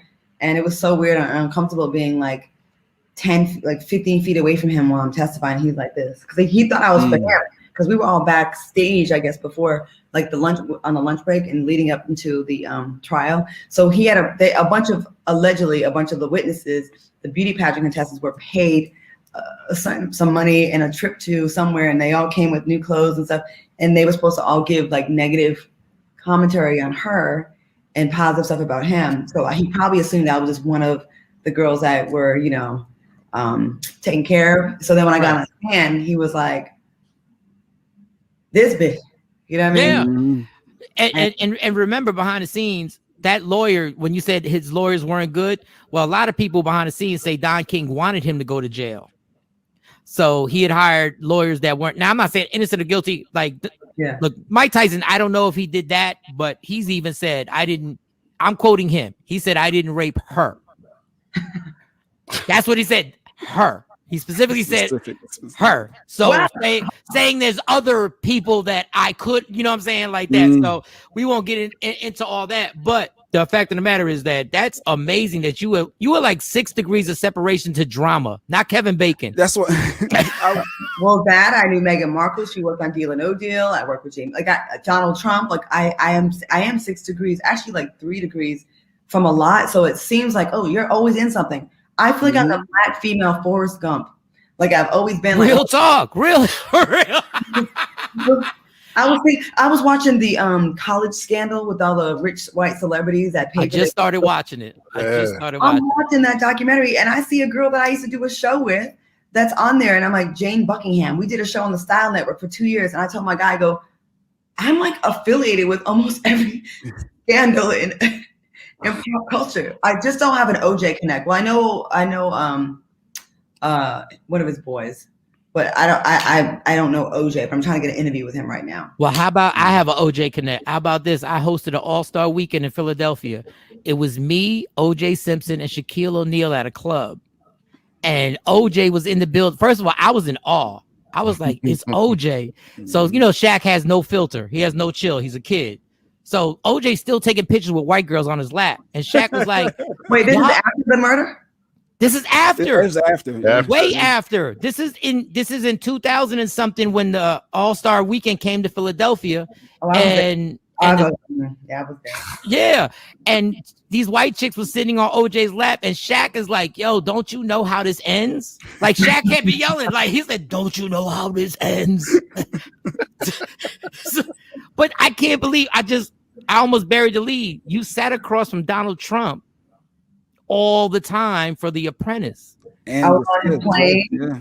He liked me. He used to call me. I would call him and he would pick up the phone in the middle of a meeting. And I'm like, you don't have to pick up the phone right now. People are going to think we're having an affair because, you know, that's always what the go-to thing is. Uh-oh, Claudia sleeping with Donald Trump. Wait a second, Claudia. Wait a second. You were calling Donald Trump on the phone and he was interrupting meeting. What exactly were you having conversations with Donald Trump about? That was a homie. Like he would work life. I would try to get him to be a supporter of Barack Obama. Look, I'm not lying. Let me show you something. You do not have a text message. Hold up.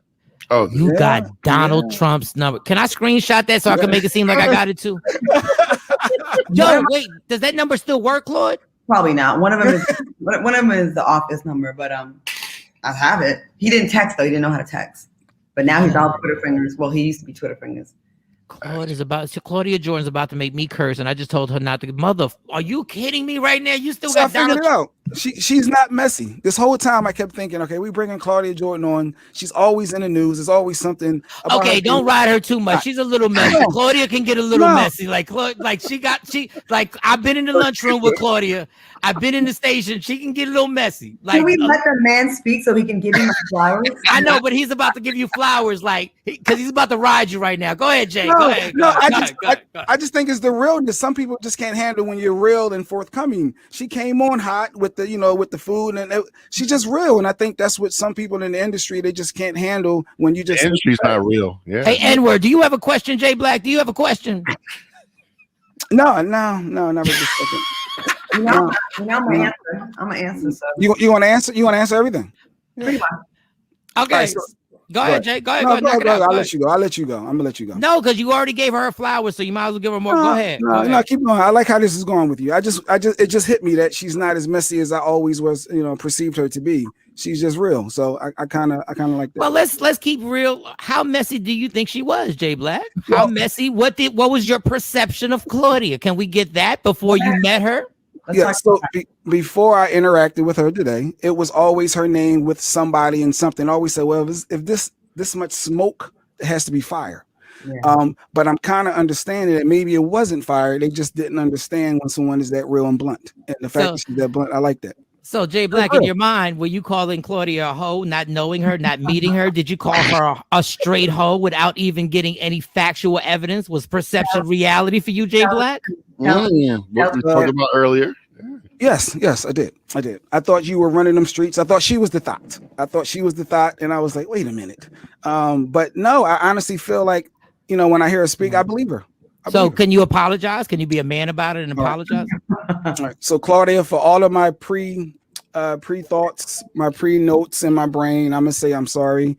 I take all of them back, and I'm going to move forward with understanding that you are you're straightforward, take you for face value, and whatever you say, I'm gonna ride with it.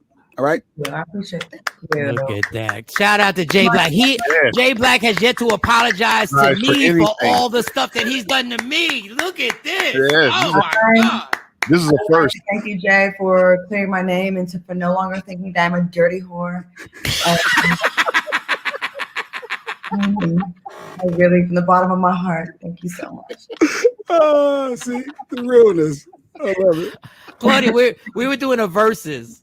We just got into this conversation because we were talking about Kanye. Me and Jay Black got into it. Like, for whatever you say about Kanye West, whatever you say about him, like the man, for whatever it is, he's still what they've put out there. And I looked him up on Forbes. I've looked him up on all types of things. He's still the richest black man in American history. So somebody got to give him credit for something. Mm-hmm. So we got into a back and forth because I said overall he's more talented than Jay-Z. I meant more talented in the things that he does. I'm not saying he's a better rapper than Jay-Z. I'm not saying he's a better rapper, but overall he's more talented. So we got into this whole beef, and he capes. He got a cape on for Jay-Z. Like, you can't say nothing bad about Jay-Z to Jay Black. He throws a cape on. He gets the flying, the whole nine. So we just started doing verses about anything. Mm-hmm. Like, let's put verses. So we just started throwing verses out. So we'll throw them quick, and you tell Martin, The Martin Show, Fresh Prince of Bel-Air. Fresh Prince of Bel-Air, more of a message. Oh, okay. All right. I think Martin's funny, but I'm not a fan of loud comedy. Like, no, I'm not. Like, I'm like, but I think he's dope in that lane. Like, he's funny. My friend, you know what I mean? Like, my girl's engaged to him. I have a story about everybody. But I think, okay. All right, there's nobody she's not connected to. I don't want to keep explaining myself. So, what's the next one? I love it. I'm sorry. Dan, Claudia, you need a morning show. You would think. Okay. So, what was the other? Oh, Different World.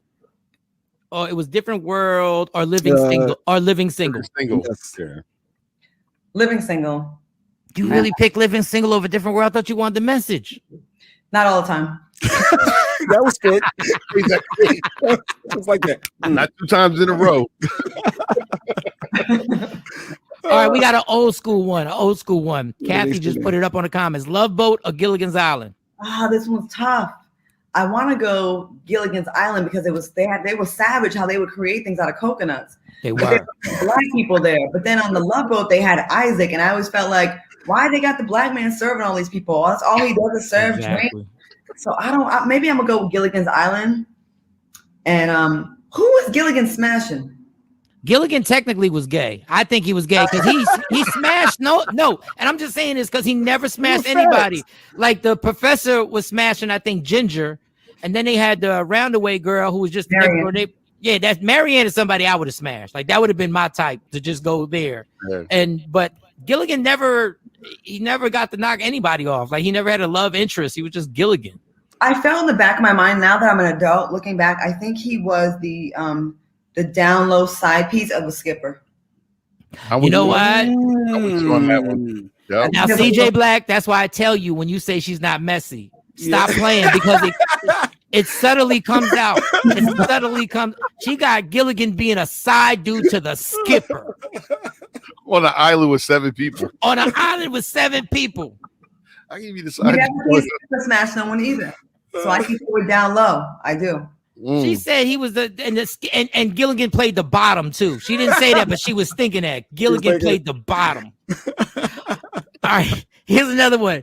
I know we keeping you too long, so I'm sorry. No, Claudia. it's fun. I miss being on the radio and having a radio job. Yeah, don't worry about it. It ain't gonna be that long. Miami Vice or New York Undercover? Just think about it. We're talking to Claudia Jordan right now on Free Agent Radio. If you're not streaming and you can't see the beautiful Claudia Jordan, you can hear her voice. That's who we're speaking to. And right now we're asking her our verses: Miami Vice or New York Undercover. I never got into my New York Undercover. I'm gonna go with Miami Vice. Although the brother not having facial hair, I usually don't rock with that. Like, I'm like, you need a goatee or something. And I like Miami. Let's go with Miami Vice. Okay. All right. Well, you got the Knight Rider or 18. Oh, Knight Rider or 18. 18. Yeah. Even though we found out the car was just a Pontiac, but still, we didn't know then. We didn't know. We didn't know it was just a regular old $19,000 Pontiac. We didn't know. But go ahead. Go 18. because again, strong black male lead. I'm gonna go with that. And then the old boy from the Knight Rider, did he like eat a hamburger off the floor when he was drunk in a drunken stupor later on in life? Yeah, I got love for him because of that. I Like, I actually bond with him. I've literally had that same burger that he had off the floor.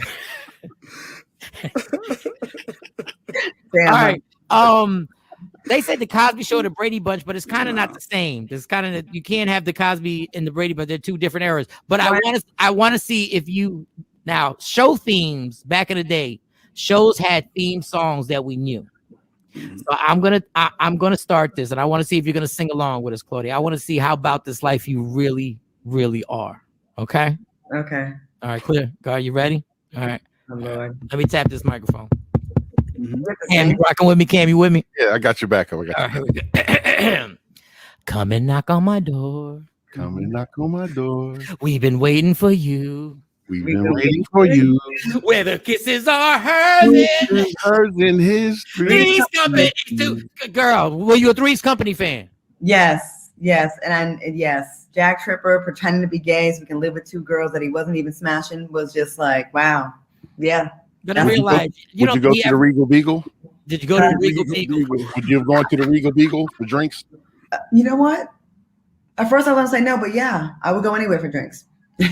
Right. What's your favorite drink? Let's have fun. What's your favorite drink? What's the drink your go-to? Pina colada. And if I can't have that, it's gonna be a lemon drop. Oh, one more versus real dirty sex versus making love. Oh yeah, that was you said nasty sex. Oh, I'm sorry. Nasty sex. Nasty sex. Nasty time. Or making love. She's like, no, you gotta pick. You with or without alcohol. Here comes the boyfriend. Here comes the boyfriend. Oh, nice. Bring him back in. Nasty sex. You said nasty. He wants more nasty sex. It's nasty time. He wants more nasty sex. See, he wants more nasty because I am giving him girlfriend make love, and I think he's like, damn, all these rumors. Can I get some of that? I hear about on the streets. Can I get that dirty? What we doing here? Smack me, choke me. Why are we cuddling after sex? I know, what is this cuddling nonsense and screwing? Yeah, make believe you leave. Like make believe after sex, make believe you just walk out and you don't talk to me again, and then just stay in the living room for a day. It sucks when a guy gets with you and he hears about your reputation, and then it's so not the case, and they're like, damn. No, that is so funny, Claudia, because at first you're like, am I gonna really can I really wife her? You know what I'm saying? You're like, can I really wife her with all the stuff? And then you find out she's not that person. And then you have sex. And then you like, can you be that person just for 45 minutes? Can you actually? Like, Jesus. He's coming back. You want to add into this conversation? Just say it. I'm just saying. Yeah, he kind of got tricked. And didn't you meet him when you? Am I wrong? You met him when you came here to Dallas and you got the job. So like I was here like about not even 2 months. So I didn't have a chance to get any Dallas bodies. So I said, I'm like basically a virgin in Dallas. No. But yo, the funny thing is that's the truth. If you ain't got no bodies in that state, you are a virgin. Like real talk. Don't judge me for nothing I did in New York. Damn, I don't even know anybody here. I don't know any of the Cowboys or the Mavericks. And I'm not lying. I don't know nobody from the Dallas Stars. I'm fresh. No one can say they hit. You're good. But I respect it. Because when somebody just comes up to you and just says that, like how open you are, like it kind of puts a guy's his whole guard has to come down because like wow, really being 100. Yeah. That's true. But then you get in the back of your mind, you're like, yeah, but is my ego? See, I'm insecure. I'm an insecure dude. Like I'm just gonna tell you off the door. Like I know I can't handle the fire. I can't Kanye did something I could never have done by being with Kim Kardashian, and it worked out for him. It worked out. It totally worked out, even though they're getting divorced. But my insecure ass, I would be like this. I know my boys saw the sex tape. Right. I said, and I know they can't ever come over again. Me and Jay Black and Cam have been friends forever. You would never meet my wife if I was with her because I'd be like, I know they saw what you did. And my is it hard? Can y'all like not get past that? Like if a woman, like think about it. It's easy to have a sex tape out there put out on blast. Like say someone was with their man for a couple years and people make sex tapes, and say that person got bitter or mad after he broke up, and the girl was naive or dumb enough to let him have a copy of it. Yep. He can do that to like hurt you. You know what I mean? And then it's like, does that make you a bad person because with your last relationship? You did that, you know what I mean? Are you throw the whole woman away? And it's really unfair because the person you're with now, you think that's not going to go anywhere, but if it does, almost every relationship ends. Yeah, but you said dumb enough to give you a copy. So if you got a copy, I can't get a copy. No. Wow, really? That's how we doing this. But you're right. That's how we doing this. Yeah, that's how we doing it. Yeah, because like for guys, it's like it's never gonna make y'all look bad. It's never gonna make y'all look bad. You guys, some of the nights, some of my performances, it would make me look bad. I apologize. I just want to say there's some, like I think my fiance can speak for it. If there were tapes of some of my drunken stupors coming home, they it would make me look bad. But I get what. Whoa! When you get married? Why are you really? It's stuttering. DJ Black, you talking about? And not, I know, but like, when have we set a date? And you said she wasn't messy.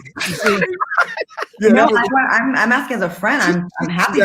She want the truth. Where do I send the gifts? Where's the registry? Whoa. Wow. Damn. You will definitely be invited to the wedding. Speech? Huh? Can you make a speech? Yeah, I make. I would definitely have you say a speech because look, Stacey been through everything with me. Like, I've been rocking for a long time. Yeah, she's been through every single Derek Jack, but she been through everything with me. But now you got me done. You're all flustered. Stuttering. And when is the wedding? Stacey is loving this right now. She is loving this. I got your bad girlfriend. I'm trying to pin him down for a date. Michael Shawn, will you commit to the date right now, live on the radio? When's the date? I would put a date out there, but right now, it would take a lot of, it would be unfair to Stacey because then she'd have to start planning. I don't want to put that pressure on. I'm sure that would not be a problem. Stacey, I got you back. Stacey, we want a date.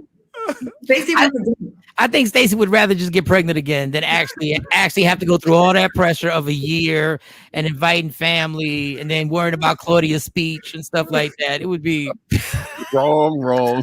Now, the stereotype about Puerto Ricans and Latinos, they say lots of children, very fertile. How many do you have now? Yeah, I have 3 and I have a set of twins. So that's it. And my family, it was just me and my sister.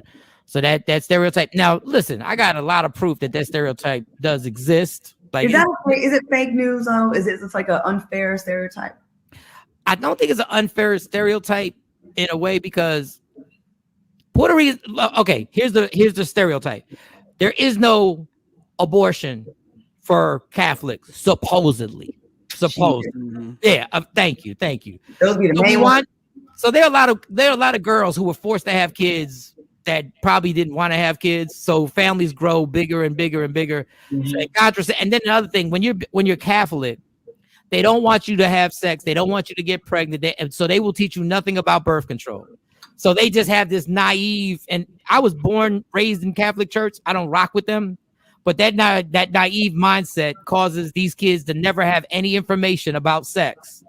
And then either they get touched by a priest or they get pregnant by their boyfriend. So that's what winds up going down. So, there are a lot of kids and a lot of families, but for me, my family didn't have a lot of kids. It was just me and my sister, and I have three. And you have cats. I have cats. Yeah. When do you get married? Since you want to play. Ooh.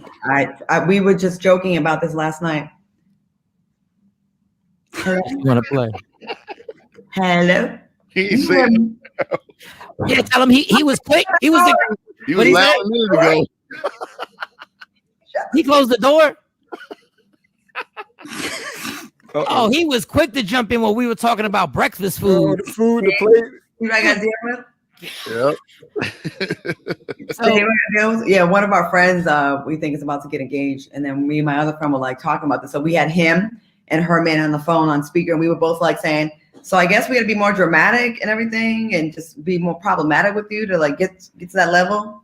And we had this whole debate last night about this. So KJ, you close the door, you slam the door on this. I know you hear us. Claudia, you ready? You doing what? You're pooping? No, you're not. He said he's brushing his teeth. So so Claudia, are you ready? And when he pops the question, because he's gonna pop the question, I've already seen you post up where you went out with this is when I know the man loves you.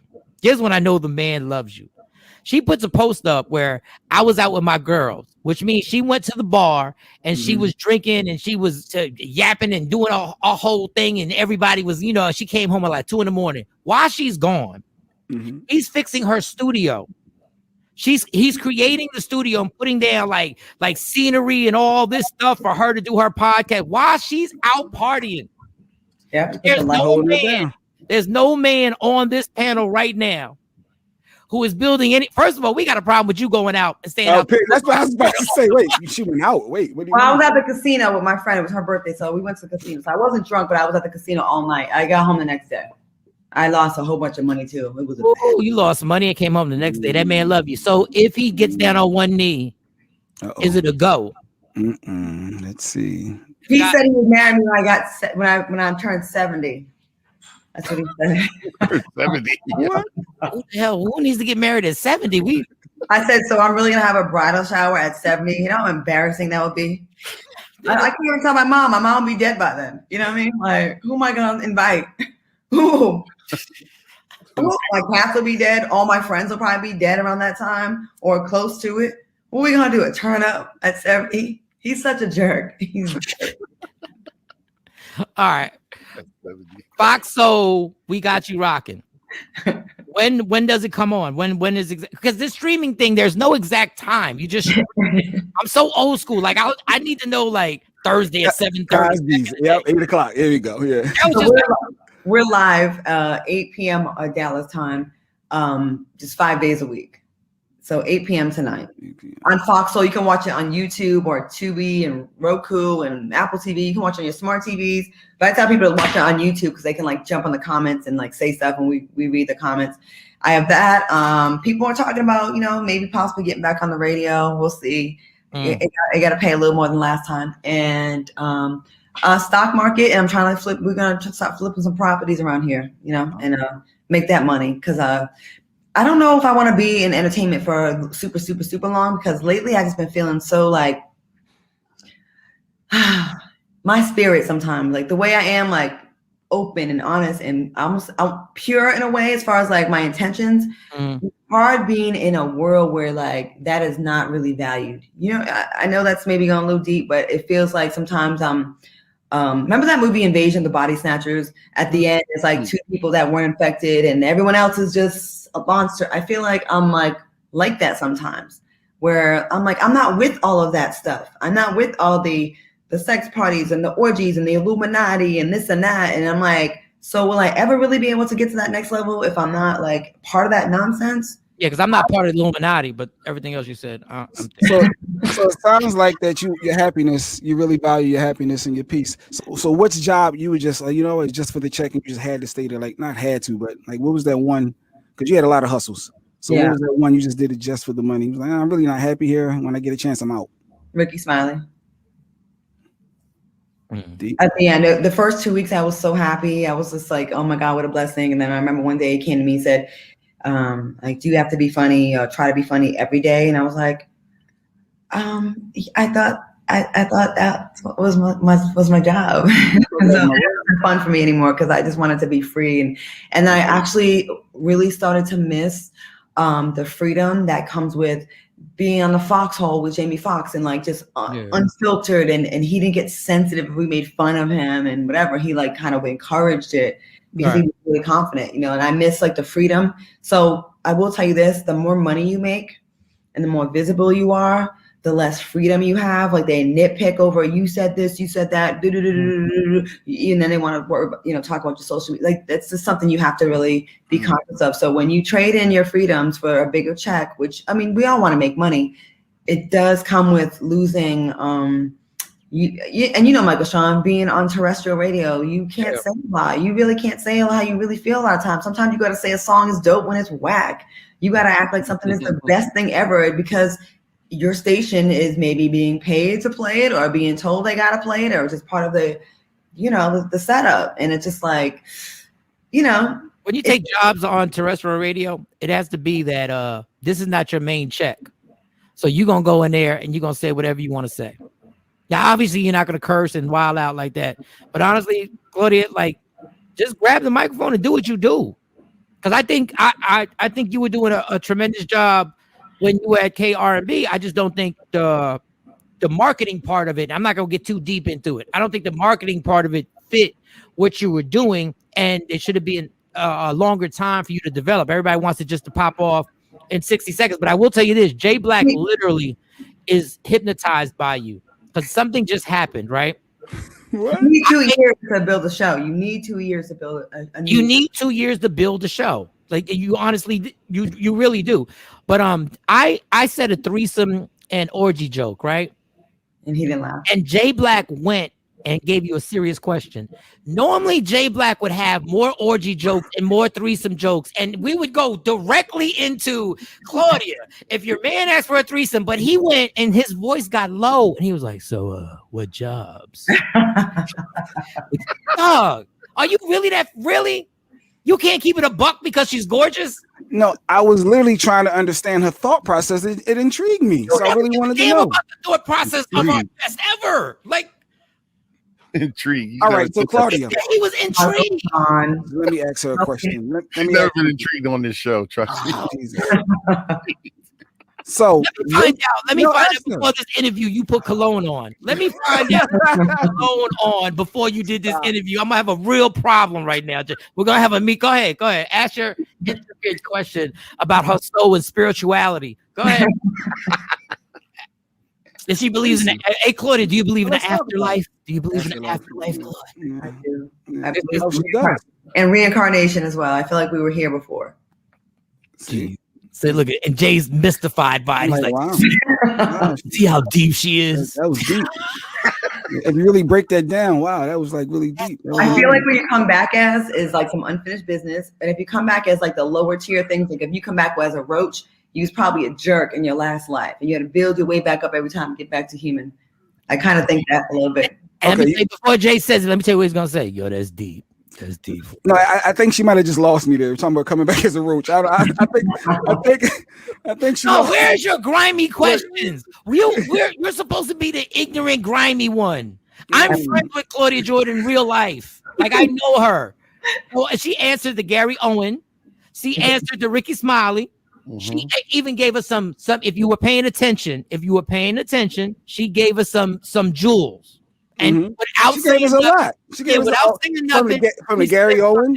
And you were supposed to be but your job on the show is supposed to be you're supposed to go all the way in, and then I'm supposed to back off and be like, "That's not me. That's just him." That was him. And now you turned into Oprah. Like I went to school for journalism or something. Yeah, no. Ask her about the threesomes. If you want a threesome from your wife, should she do it? Ask her. Look now. Well, she's not giving me a copy of the tape, so like I don't think she's fair in that aspect. So I don't think the threesomes would be her thing. Are threesomes good for relationships, Claudia, or not? Are you okay with your fiance having two men smash you and another man? Absolutely not. But I'm a chauvinist.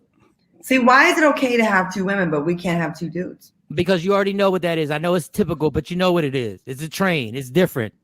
When you have a threesome with two women, it's beautiful. There's soft music playing in the background. Depends on who you ask.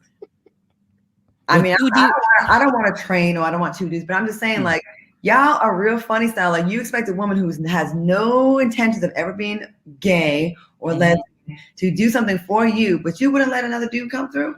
No, not at all. You'll be okay with things, but y'all can't. Y'all can't meet us halfway. I'll tell you why I can't meet. You came to the strip club with me. I never went to Chippendales with you. You came to the strip club with me, and you were smacking asses just like I was smacking asses. And you was tossing up money, and you wanted that lap. I ain't never say I want. Claudia did that? No, she didn't. She would not. Now I know. In real life, this makes no sense. This is absolutely wrong. What I'm saying. This is absolutely. It's not equality. It's not. but it's just life. I can't do it. But once again, you're not going to get away from not answering the question. Is a threesome with two women? Oh, she two did women. Mm-hmm. Okay. Does it help a relationship? Can it is there anything beneficial in that? Maybe. I've never had one, but I mean, I guess if you're bored, or maybe that's something you bond over, like going to the club and getting, can I say bitches? Go ahead. Yeah, please. I already said it. I mean, I guess I could like make a bond with you guys if you have a woman that's not jealous, or have a woman that's like kind of curious or open to it, I guess. If you know, or maybe you're bored with him and he's not enough, but to make him feel better, you're like, ooh, we should, act like you down, but really you're doing it because you're bored with him. I don't know. Well, Claudia, you know what? I want to ask, are you more conservative than what we like? It seems like you are not super conservative, but more conservative than when I see you. I guess you are conservative in all aspects, the bedroom, except when you get shady. Am I conservative? He's out. No, he want to connect. He's out the bathroom. He's over. He's here now because now that we're not talking about the marriage talk, he's back in the room. He's back. Yeah. I'm back over there. Because my rap is so like I'm just like this hussy, and they're asking questions. Am I really more conservative than I've been made out to be? Like extremely conservative. Like in what? Like when you say extremely conservative, like we're talking about.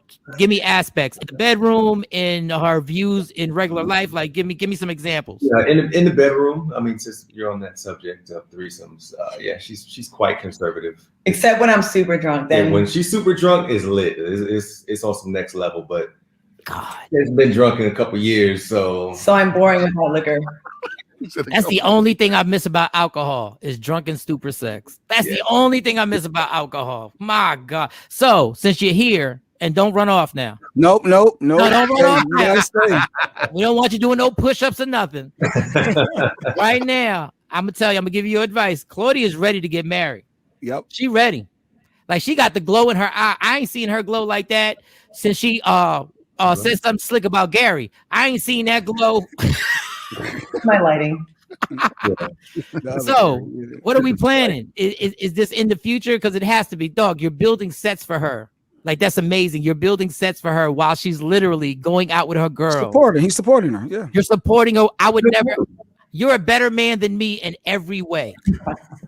Because I wish I would build something while she was out in them streets. I was in Oklahoma at Choctaw Casino throwing dice. Yeah, they got streets out there. So when are we preparing? You're almost in a stance right now.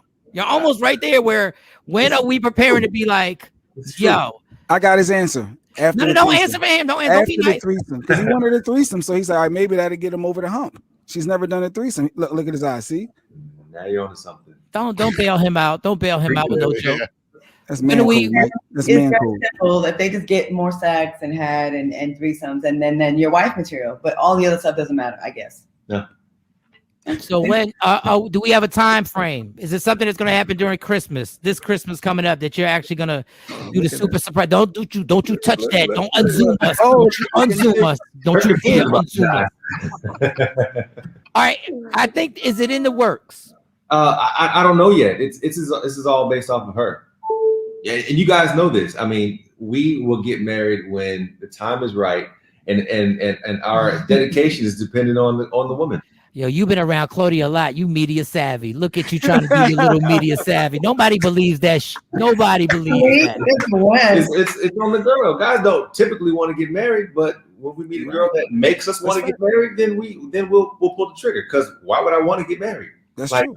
When I can be out running the streets and having wild sex.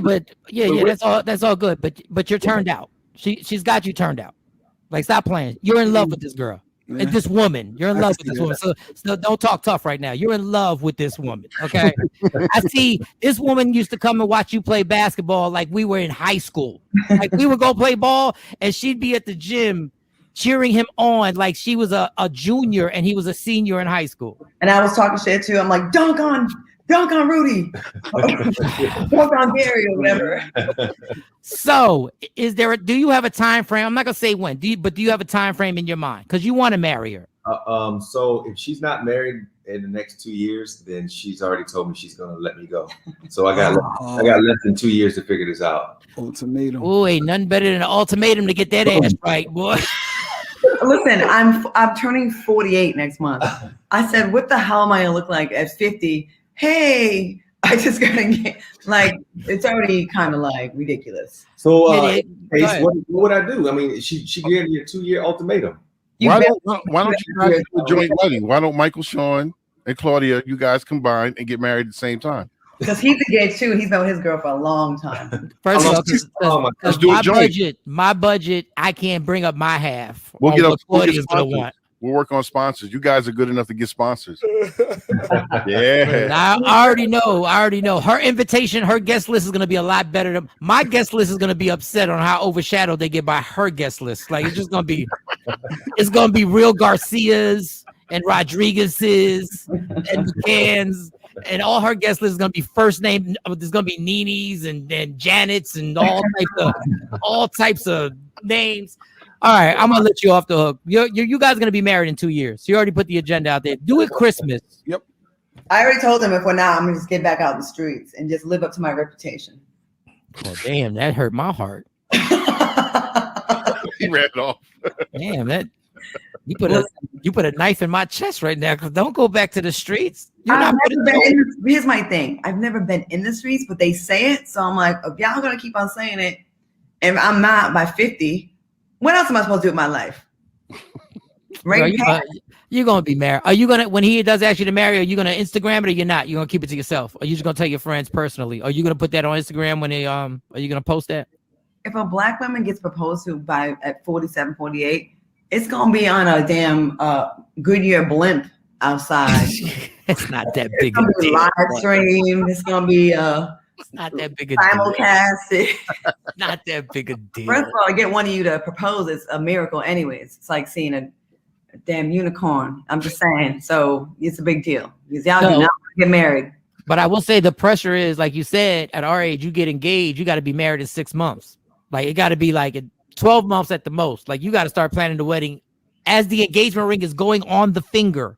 You have to already have the first names on the guest list and then go like, and what is it? The maid of honor?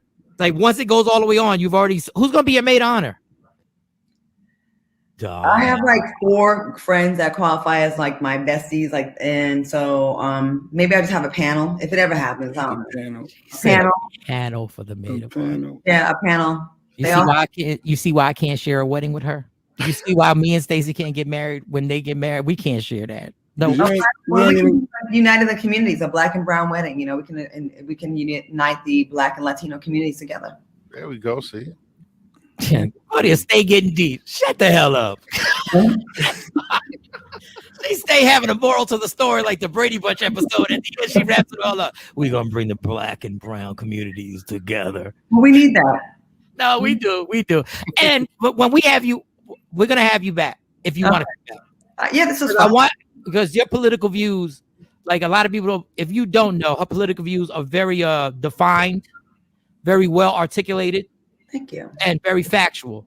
And I love the fact that when she was going in, like when I shouldn't say going in, when she was speaking her opinion on the radio, I wish she could have done more. I wish I could have done more when I was on the radio to actually speak my opinion instead of me being, having to be the guy who said all the jokes.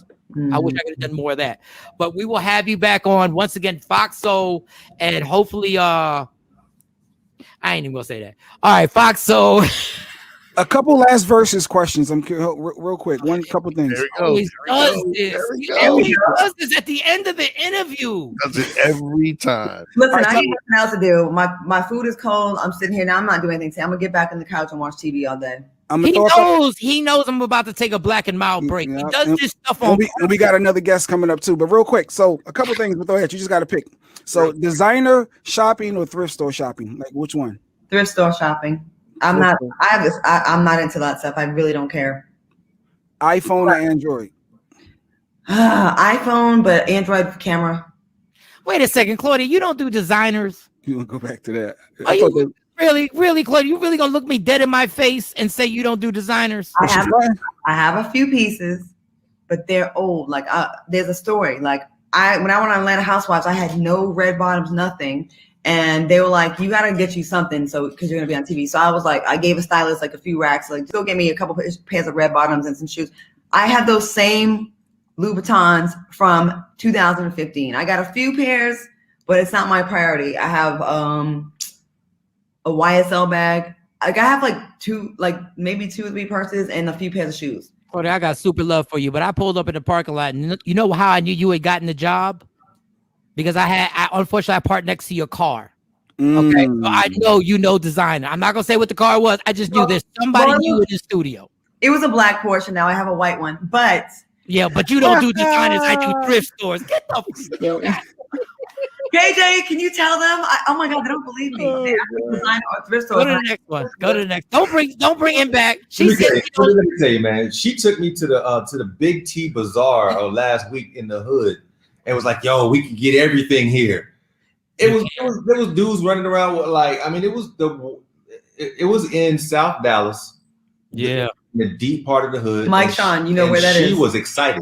I know exactly. I got an egg roll and a bag of heroin. Like in the same place. It was amazing. It's like swap meet. It's a swap. Yeah, it's a swap meet. We never go to the mall. When we go to the mall, it's shopping for me. She never buys anything designer, no shoes, no. What is that? Fashion Over. That's where she shops. Fashion Over. That's it. Yo, I respect. The collar. I got Fashion Over. Okay. I gotta buy some Lululemons. She won't wear them. She'd rather go like, oh, I take them spandex, them ones over there at $2. Every time I see her walking around, whatever thrift store. I got a couple pieces. Like I bought myself a couple like diamond necklaces. I buy a couple pieces here and there, but that's not my priority. I really buy cheap clothes. But I have Louboutins, but they're old, and I like just keep getting the heels replaced. Like. Okay. It just stops when it comes to the car game because that's when you don't drive a Honda Accord. Okay. Well, I got a nice car, but you know, he does too. Like we are car people. Yeah, you are car people. That insurance must be crazy. I know y'all just ain't got liability. Okay, what's the next one, Jay? What's the next one? Well, no, for time. Oh, I guess we throw a couple more out there. Wheel of Fortune or Jeopardy? I want to be on Wheel of Fortune because I always get the clues with like 2 or 3 letters. Like I'm real good at that. Oh, at home. Got it. My cousin was on Jeopardy once and he won like 3 nights in a row. My sister wanted me to ask this one. Headband, I don't even know what this means. Headband, wig, or lace front. You know what that means? A headband wig. You know what I'm talking about? I don't wear wigs or lace fronts, neither. Ooh. I got sew-in hair. Like I got some clip-in pieces so you can snap it in and snap it out. See, look. It snaps in. Snap. Did Claudia really just unsnap her hair? I didn't know you had to snap. Oh, it just makes it look fuller. Yeah, a little fuller. My hair's still long, like my bangs ain't this long. So like my real bang will stop here. And then the clip-in blends it so it looks like all one length. So yeah. I'm pretty 100. I'm really like 98. That's not bad, Claudia. I'm impressed. I knew you was 100, but yeah, I learned more today. See, there you go. I learned more today. Anything else? Is that it? No. We got.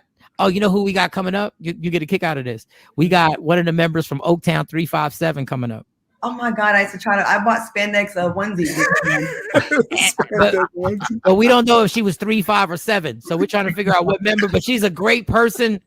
I did a speaking engagement with her, so we're gonna interview. I got to take this black and mild break. Claudia, you have no idea how much I appreciate you actually waking up and doing this with us. Like I really, really appreciate you. Like when I hit her, Jay Black was like, "Why don't you just text her?" And I said, "I don't want to be that dude. Like I don't want to be that dude to be like, can you do my show?" And then he was like, "Oh, like just send it to her. Y'all are cool." Like I'm telling you, I'm insecure to the 1,000th power. And what did I say? She said, absolutely. And when I looked at it, it almost like I felt like I sent a letter. Do you like me? And I had to check yes or no. And she checked yes. And I said, Jay.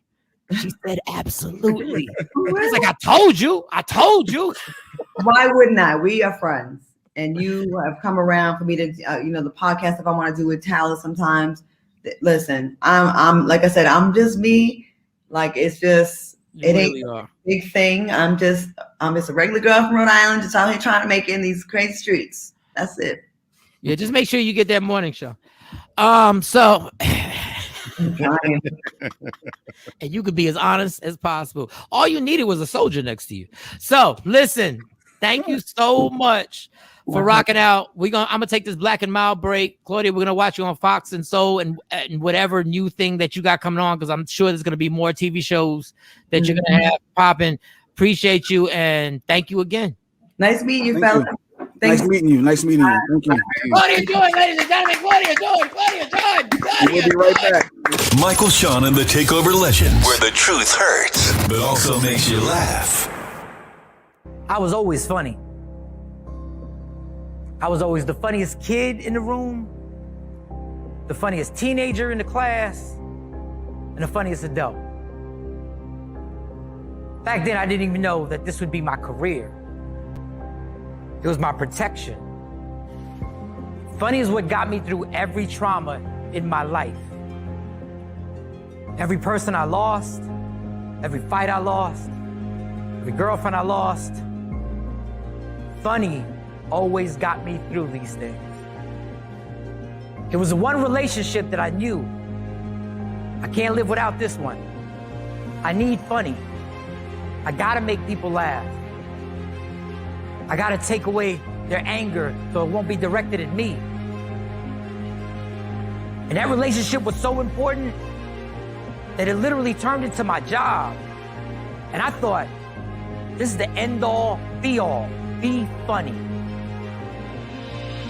Until I met alcohol.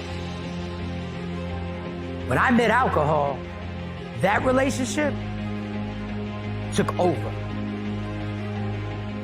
I can only explain my relationship with alcohol like a toxic relationship. And we see it all the time. There's a person, let's just say it's a woman who has a bright smile that lights up the room, who has all the energy in the world, and everybody loves this woman. But she's in love with this toxic man that brings her nothing but pain, brings her violence, brings her this sadness that she can't compare to anything else in the world. But even though that man brings that to her, she can't find it in her mind. She can't even fathom living without this toxic person. That is my exact relationship with alcohol. Michael, Shawn, and the TakeOver Legends, where nothing's off limits. Free Agent Radio.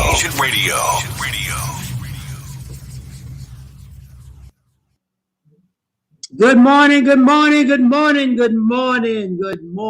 birthday, world. It's Michael, Shawn, and the TakeOver Legends. I'm Michael, Shawn. That is Jay Black. That is DJ Gab, Ghetto Celeb #1. Gentlemen, good morning. Good morning. I love that Claudia Jordan interview. Oh, that was just hilarious. Good morning, people. How you doing? I'm good. Shout to Claudia Jordan. Let's say good morning to our person who runs everything so y'all can see the visuals. Shawnee Scott, good morning. She's rocking out Media Room 360. It's Free Agent Radio. Download that app. You want to get the audio, you can be in your car, you can be on your phone, it's your job. But if you want to see the visuals, you go to all the streaming platforms, from YouTube to Facebook, Media Room 360, Amazon Fire, and Roku. Amazon Fire TV, Roku, Apple TV. Apple TV.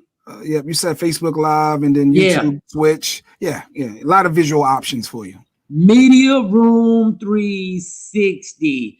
And I've been noticing during our shows that although we have a super good time, we have a lot of fun, we've been starting shows that somehow or another evolved into something serious. It's either me and Jay are arguing about a 5-year-old, or we're arguing about a parent on a bus. Quavo and Sweetie, or and I ain't arguing about Quavo and Sweetie. I just gave my opinion on generic, and I ain't commenting on that because y'all be putting people in bad situations, man. Like, I'm realizing you don't even got to say nothing inappropriate. You just got to have an opinion and you can get in trouble out in this world now. Jesus.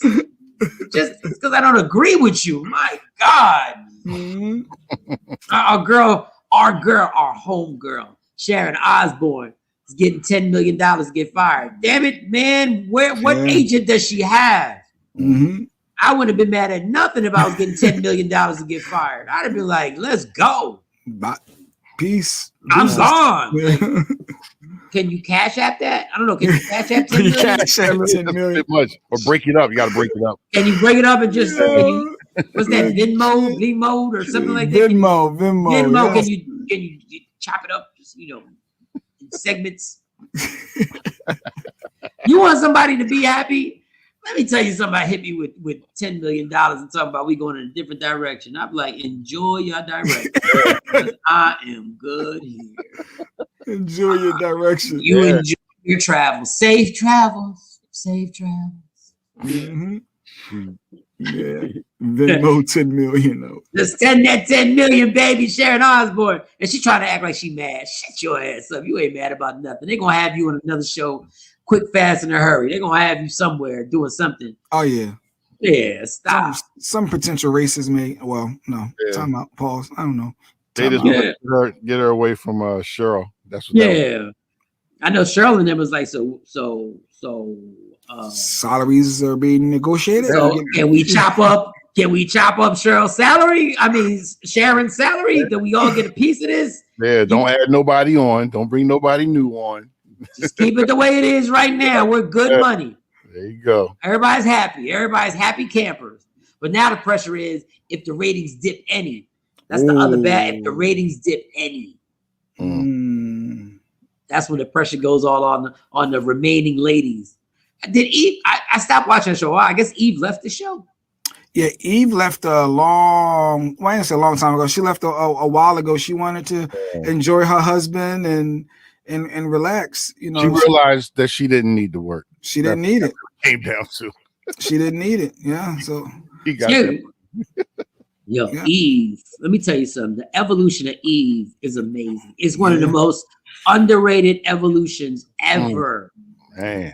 Well, Eve was a rough rider. Yeah. Eve was the original Cardi B. She was a dancer in the clubs. Yes. Stripper. Yes. Dancer, stripper. Yeah. Eve was Jay Black's ex-girlfriend. Yes. Facts. That's real facts. And he cheated on her. Yeah. Let's focus in on that a little more. That's kind of in high school. What was that? What was that? A year period? 2 years? How long was that? Well, we were young. Let's just say we were young. She was in the 9th grade, Cam. That's how young we were, and I was in the 11th grade. So we were hollering and I was being Jay Black. I'm the ladies' man. And then her girlfriend. Have him tell it. Boy. Go ahead. I was a ladies' man in high school, Martin Luther King High School in Philly. What up, everybody went to Martin Luther King High School in Philly? Play on, player. Exactly. And doing what I do in the music room, hollering at somebody else. And one of Eve's girlfriends had walked by and was like, "Spanky, is that you?" And she ran and got. That was my nickname back in the day. It was Spanky. And she ran because ain't no pimp name like Spanky, boy. When you a ladies man, boy. I'm dating Spanky. She ran and got Eve. I still remember Eve's face coming back to the music room, and she like leaned back, squinting, and put her head down and looked like, "Oh, really? Like this is what we doing?" I remember that. I remember that feeling. But yeah, we were young. And that was the end of it. Yeah. She don't play. Even how to walk away from a relationship. She know how to walk away if something ain't right. So I have a quick question then. So that happens. That's high school. That was high school though. We was young. You end up getting on the radio. You got your little corner desk and situation. Monitoring records coming in and out, hanging out with Touchstone and all that. Right when she dropped the record, we were all at the station at the same time when Eve came out. First time she comes to the station, what happened? She walks in, she's being introduced to everybody because the assumption is she doesn't know anyone at the station.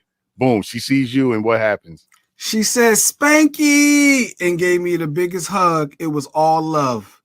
To the point where she invited me to come down to the first video shoot for her. What y'all was one? It was Eat What You Want.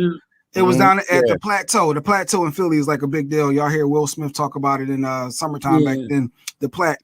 So I came down to the video shoot, Cam. I'm in there. I'm thinking I'm rocking. I'm like, oh yeah, I'm in the video. Yo, Eve put me on. The video came out. None of my scenes were in there. Everything was on the floor. Yeah. I guess I felt to look at like the music room looked like. Yeah. Like I say, Eve, that's what we doing. Like that's none of my scenes was in that video. Woman scorned. Nothing worse than a woman scorned. And invited you down. Yeah, Jay, come on down. No, Jay had his best outfit on from City Blues. Yes. I'm about to be in Eve's video. Philly, what up? Let's go. Yeah. They called me to come down. So I'm like, yo, I'm here. Life could have been different, Jay. Could have been different. Player from the Himalaya. So I thought. But no, that's a real true story. Yeah. Wow. We talked, me and her talked about it on the radio when she came back another time. We talked about us, I mean, we was kids though. It was fun conversation to have. So she validated. Everybody didn't believe me. I'm like, why would I lie and say I was dating Eve in high school? Like, who does that? Because that's a good lie. I would lie. What are you talking about? I would have lied. I would have made that up. If we went to high school together, I'd have been like, yeah, we had something going on. But shout out to Eve though. Shout out to Eve. All love. That's dope. I hate when people say, why would I lie? There's a ton of reasons why you would lie. Why would I lie? To get away with something. Gain clout. Yeah, to gain clout chase. Why would I lie? Stop. We know why. There's a whole bunch of reasons why people lie. A whole bunch. But he ain't lie about that. That was like, I saw it in actual. But damn, her evolution was she went from getting cheated on by Spanky to marrying a billionaire. Damn. This is no disrespect to Jay. I guess they weren't soulmates, huh? They weren't soulmates. No, they weren't soulmates. I guess him and Eve weren't soulmates. I guess they weren't soulmates. She found a different soul. She found a profitable soul, boy. She found a financial free soul. Oh, man. Oh, my God. She found that I ain't never got to worry about nothing financially ever again. So God bless. Man, listen, I respect women who have respect for themselves. Because I know if I was a woman, I couldn't be a woman. Because they'd be like, yo, she is trash. That's what I would be. He's a heathen. I couldn't be a woman. Hussy. Look at that hussy. Look at that hussy Michelle. Look at that hussy Michelle always around those rappers. Trying to find a billionaire. Yup. Yeah, right. Yeah, that evolution is crazy. Eve just quit the job and was like, I don't need to work no more. I don't need to talk. I don't need it. We good. I don't know who needs to talk. What am I doing here? No, Eve, I never thought when Eve was with the Rough Riders that Eve would actually be able to be in movies and then from movies have her own TV show. And then I forgot about that. Yeah. And even her look. I don't know what is it about Eve. Her look even changed. I can't put my finger on it. Because even her, like, I guess money will make your skin, like, she always had nice skin. But it's like perfect. Like, everything is just like so smooth. I remember Eve in the sex tape with Stevie J. Oh, hey, G, yeah. Because she dated Stevie J for a while, and the sex tape came out. It was that one, leaked. Yeah, that leaked sex tape. I really felt bad for her. Because that was a personal, I'm not going to get into it was a graphic sex tape. Like, I remember, I was at the radio station when I watched it. And I was like, yo. I never seen it. Yeah, it was very, wow. I don't know if you can find it anymore, but that was foul. Whoever leaked that was foul. Because that wasn't one of those Ray J, Kim Kardashian things where I think they were both in it. And I think they had, they were always rumors that Kim knew it was going to get leaked. And she actually wanted, and now she denies that, so it might not be true. But in this case, that was just spiteful. Yeah. Wow. That was just really trying to make somebody and ruin somebody. And I'm glad that it didn't do any damage because she just went on about her business and kept it moving. But that was just I don't know who did it. I don't know if Stevie J leaked it. I don't know if one of his boys leaked it. But that was a foul move to try and really hurt somebody like that. Because goodness gracious, especially then, because an artist didn't have social media to fight back.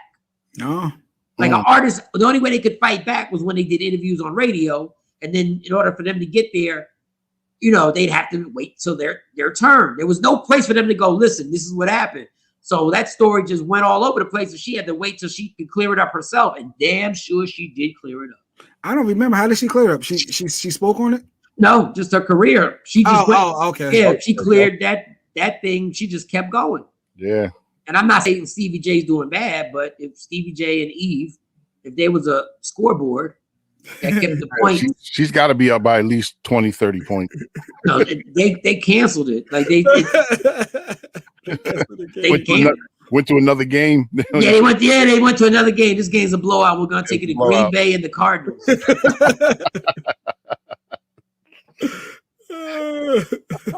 That's what I'm talking. Don't let no. I'm telling you, because sometimes the hardest thing is being embarrassed.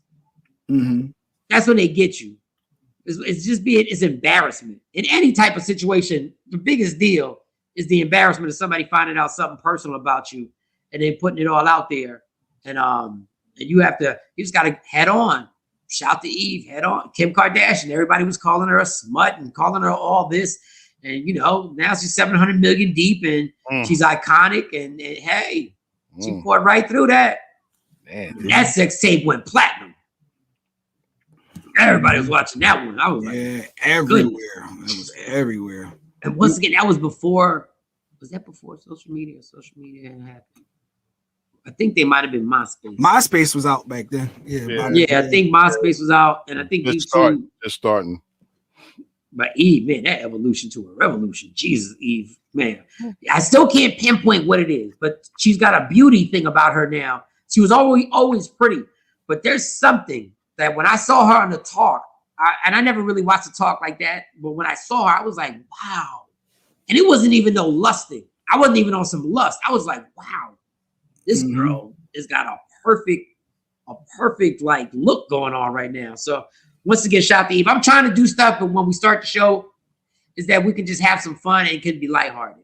Yeah. So when we do got to talk about stuff, like in the beginning of the show, we'll just run over. Like the George Floyd trial has got me so steamed up and so burning in my chest that I don't even have the energy to actually tell you how crazy it is that they're trying to blame the cop having the knee in his neck. They're literally trying to blame George Floyd. They're really trying to say he was ODing. And they're really trying to make you feel sorry for the cop because there was pressure and the cop was nervous because there were people coming around him. The unruly crowd, that's their defense. That's what they're going with. They got nothing to do with you just getting off his neck. Just getting off his neck. Nothing to do with that. None at all. Then we have the video, the disturbing video of the Asian woman. Did she get kicked by the guy? Was it? Yeah. Random a couple times. But then that security guy who closed the door and looked at her and did nothing. I wish we could play that. I think that was worse than the dude that actually kicked. I didn't watch the whole. I'm telling you, y'all. I see so much of this stuff that sometimes I don't like to even. I don't need no more of this negative, violent stuff in my brain. And I hate seeing people get violently attacked. I've always hated that. Like I hate it when they would show people like on Philly, there'd be a battle of rappers and somebody would come up behind this rapper and just knock him out. I always think that's so disturbing. Lights out. I always think. Yeah. So let me get this straight. When he kicks the Asian woman, there's somebody there. Oh, we have it? We have it. This is the first time. This is going to be the first time I watched the whole thing. Watch the whole thing.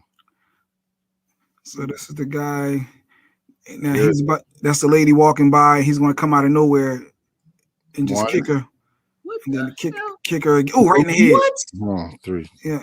Bam. One more time. Oh, another one? Is he done? Oh, 4. Wow. And then stepped over her. He AI'd her. He stepped over her and then walked off. Now, this is the guy to watch right there. Two. The 2 security guys. Oh, yeah. Janitor. Y'all not coming in this building. So they closed the door. One's the janitor and one's the security cat. He closes the door. Not to go out and deal with her or see if she's all right. He closes the door as if he's scared of that dude coming in to bother them. Then he's a security guard. And they got suspended. Those 2, they suspended, that company suspended them. And my first thought was, well, wait, their job is to protect the business. So he closed the door to make sure that riffraff wasn't coming in here. So why should he be suspended if he's security doing the job? Is it my job to protect the world or this business that you paid me for? So I don't know. Is it because of the bad look of it? Is why they suspended him? Definitely. Because it's not his job, right? To protect. I don't know his job, but he could have went out there and attended to that lady. That happened in front of your business. There's has to be a little bit of a responsibility to that. So you say, all right, y'all, close the door, lock it behind me. I'm going out here. Like one of them type things, because he still have to protect the business, right? Dog. Yeah. I don't know. Y'all tell me. I say I'm, yeah. I'm not defending anything. I'm just playing devil's advocate here. I'm just saying I don't care about what type of man just doesn't do. I'm not telling you I would have beat the guy up. I'm not telling you I would have been some superhero, but I'm telling you somehow I would have had to help that lady. You had to. I couldn't 3-4 times, man. Like dog, like. Oof. Devil's advocate again. You help that lady. Now that guy sues you because you injured him. Now he's suing the company that you work for. Now you got them in a lawsuit when you wasn't supposed to be out there fighting with him. Correct? I don't know. Devil's advocate. Could be a lawsuit just because it happened in front of your establishment. First of all, he's going to jail. He's going to jail for assault, and it's gonna be obvious that you tried to help a woman who was being assaulted. So all the lawsuits go out the window. You assaulted a woman, it's on video. I'm just saying, God, man. I agree with that. I like that. That is. I think that not doing something was the problem. That was have two men. Have two, and the other dude was a big dude who closed the door. But if you ain't built for that, and that dude was stocky and big, that's kicking her. Now Mike, you smaller. But it's two of us. True. There was really 3 of them. There was 2 security guys that walked up, and the other dude was janitor. So it was really 3 cats that were in eyesight of that whole situation. No, I'm at least say get his attention. Be like, yo, what are you doing? Playboy. So she has a minute to get, girl, get out of here. Like, what are you doing, dog? Like, what are you doing? Like, why are you doing this? Oh, who wants some? And then he said, who wants some? Who wants some of Debo? And then I keep telling the girl, get up and go. Get up and go. Get up and go. The way she got kicked, she wasn't going nowhere. Yeah, she was there. That's hard. At least try and grab her. Just try something. I'm not telling you I'm a superhero. Dog, it's something about minding your business in this day and age too, though. Like that's what some people would say to you. Like, there is a lot of minding. I'm just saying, if I worked there, you work, and it happened outside. It happened outside, not inside your building. No, I can't see that get kicked. By that time, the dude who did all the kicking, he's walking off. Yeah, they could have rendered aid. They could have rendered aid. I see what you're saying. He's walking off.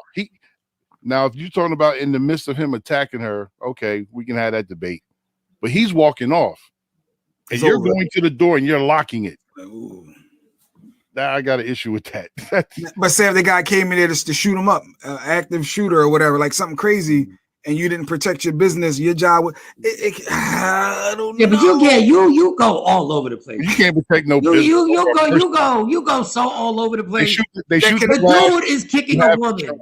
The dude is kicking a woman. He's a coward off the door. Facts. He's got his back turned. Now, look, I'm a sneaky person. The first thing I noticed in that video is that his back's turned to me. And if the security guy, you should never do security ever again in your life. Ever. That was woo.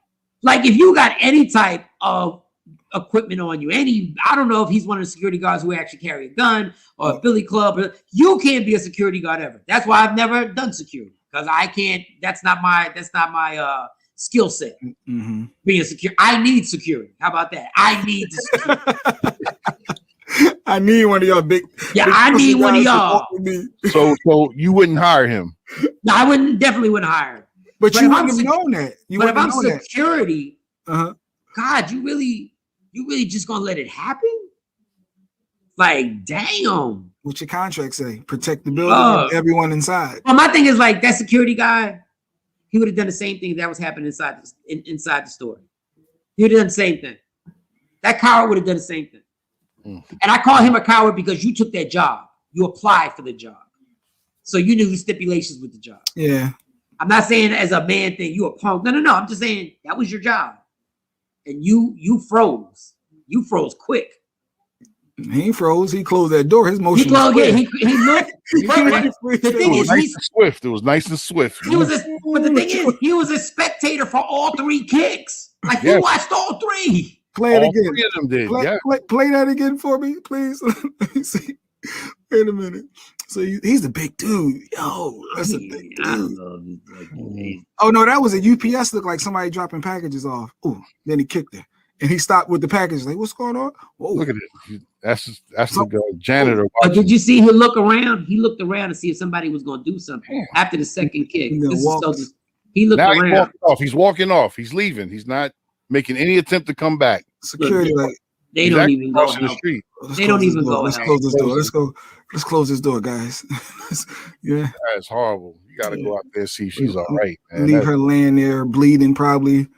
At least listen. Once again, I'm not talking tough. At least go grab her, pick her up, and drag her into the thing. Like, are you okay? Like, okay, you didn't want to get involved, but you closed the door and left her in the street. Yeah. Like, if he came back, he could have done. Man, head to the white meat, busted open, white meat showing. I'm sure. My God.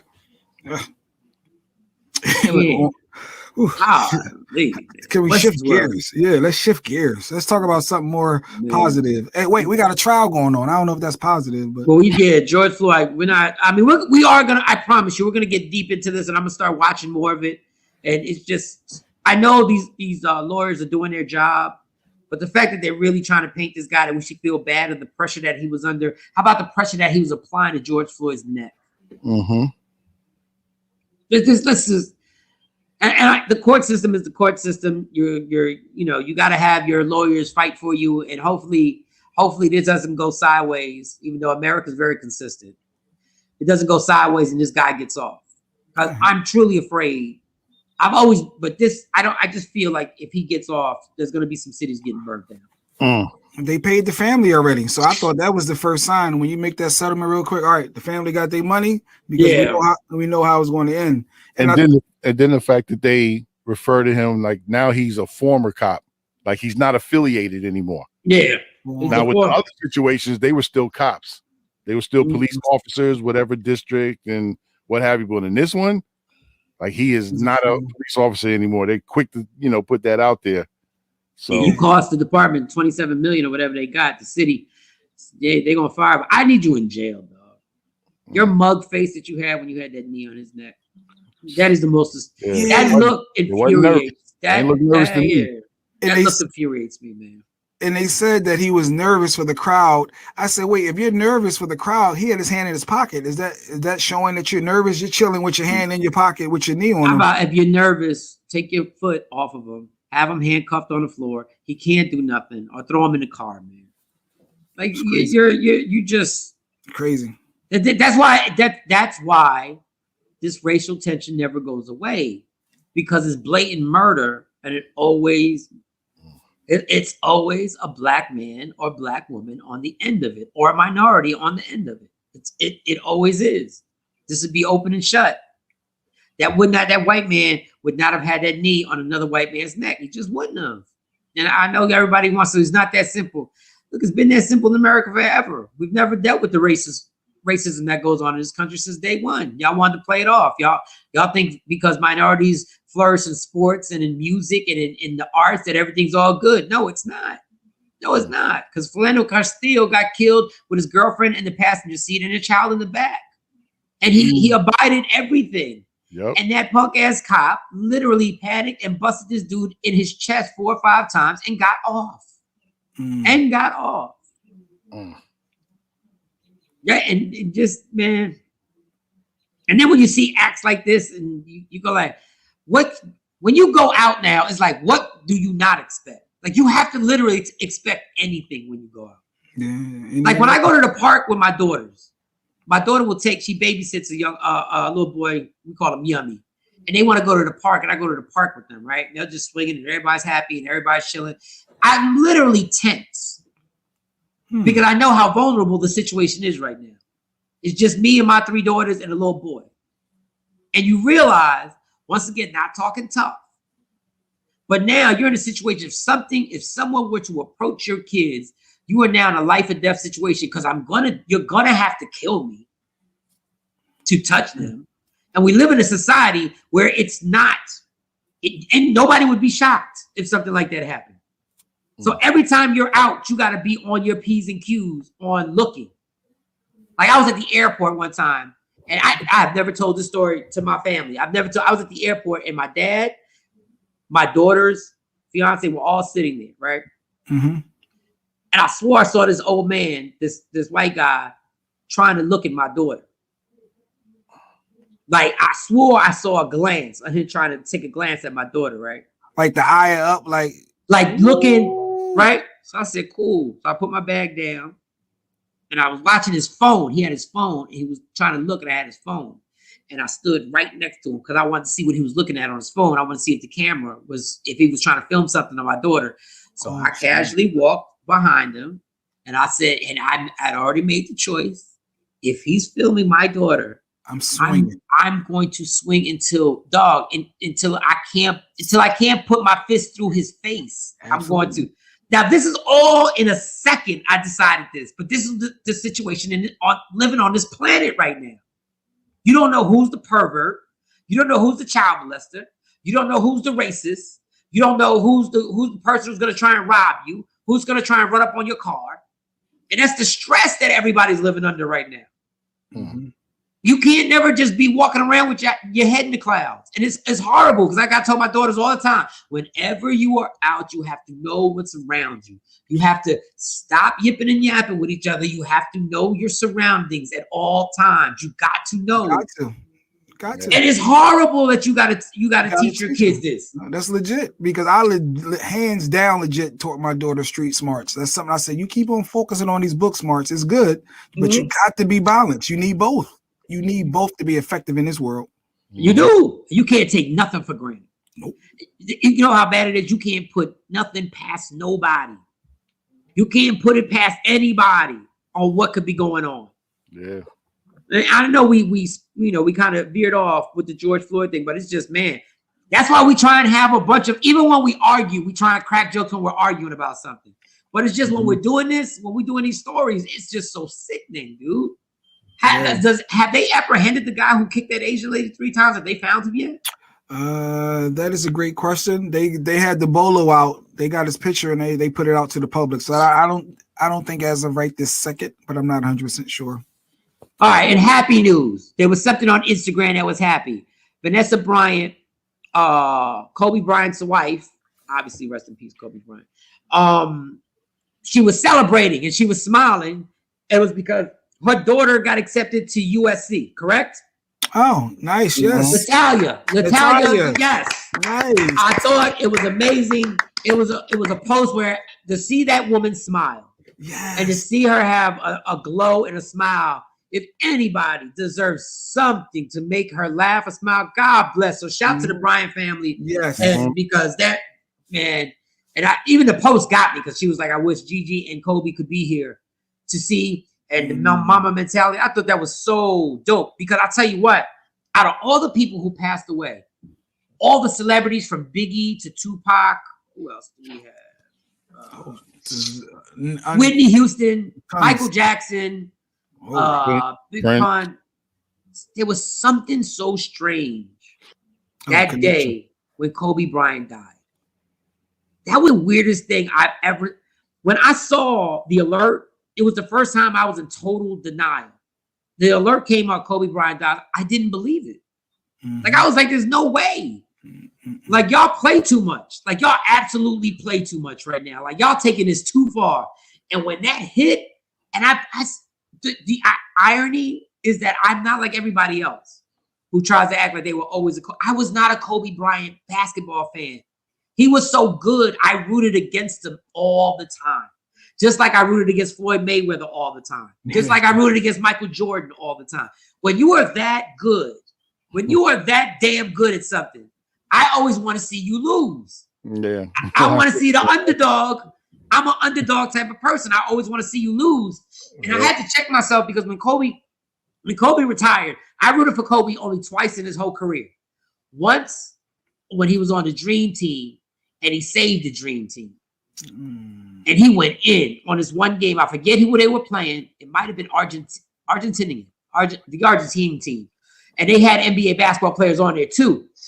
And the dude started talking trash to Kobe and they went on the free throw line. It's on YouTube. And Kobe said something in Spanish. And the guy said, yeah, stick to English. And Kobe was like, I'm going to show you what I'm going to stick to. I'll tell you what. And LeBron had to get in the middle and say, Kobe, chill.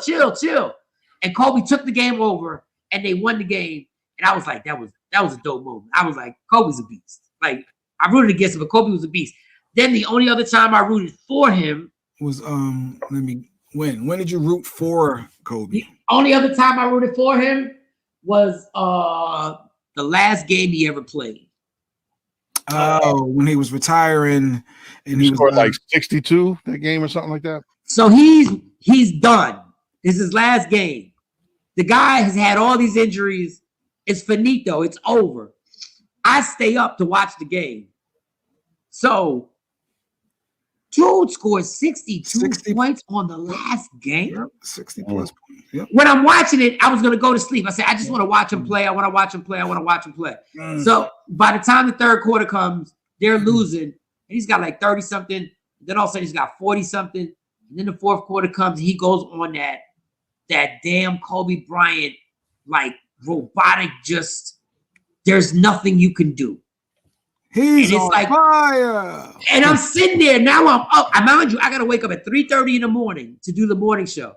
So they're playing on the West Coast. So I'm watching on our time. And I'm sitting there going like, he's got 50. He's got 56. Now he comes down and hits a three-pointer to take the lead. And he ends with 62 points.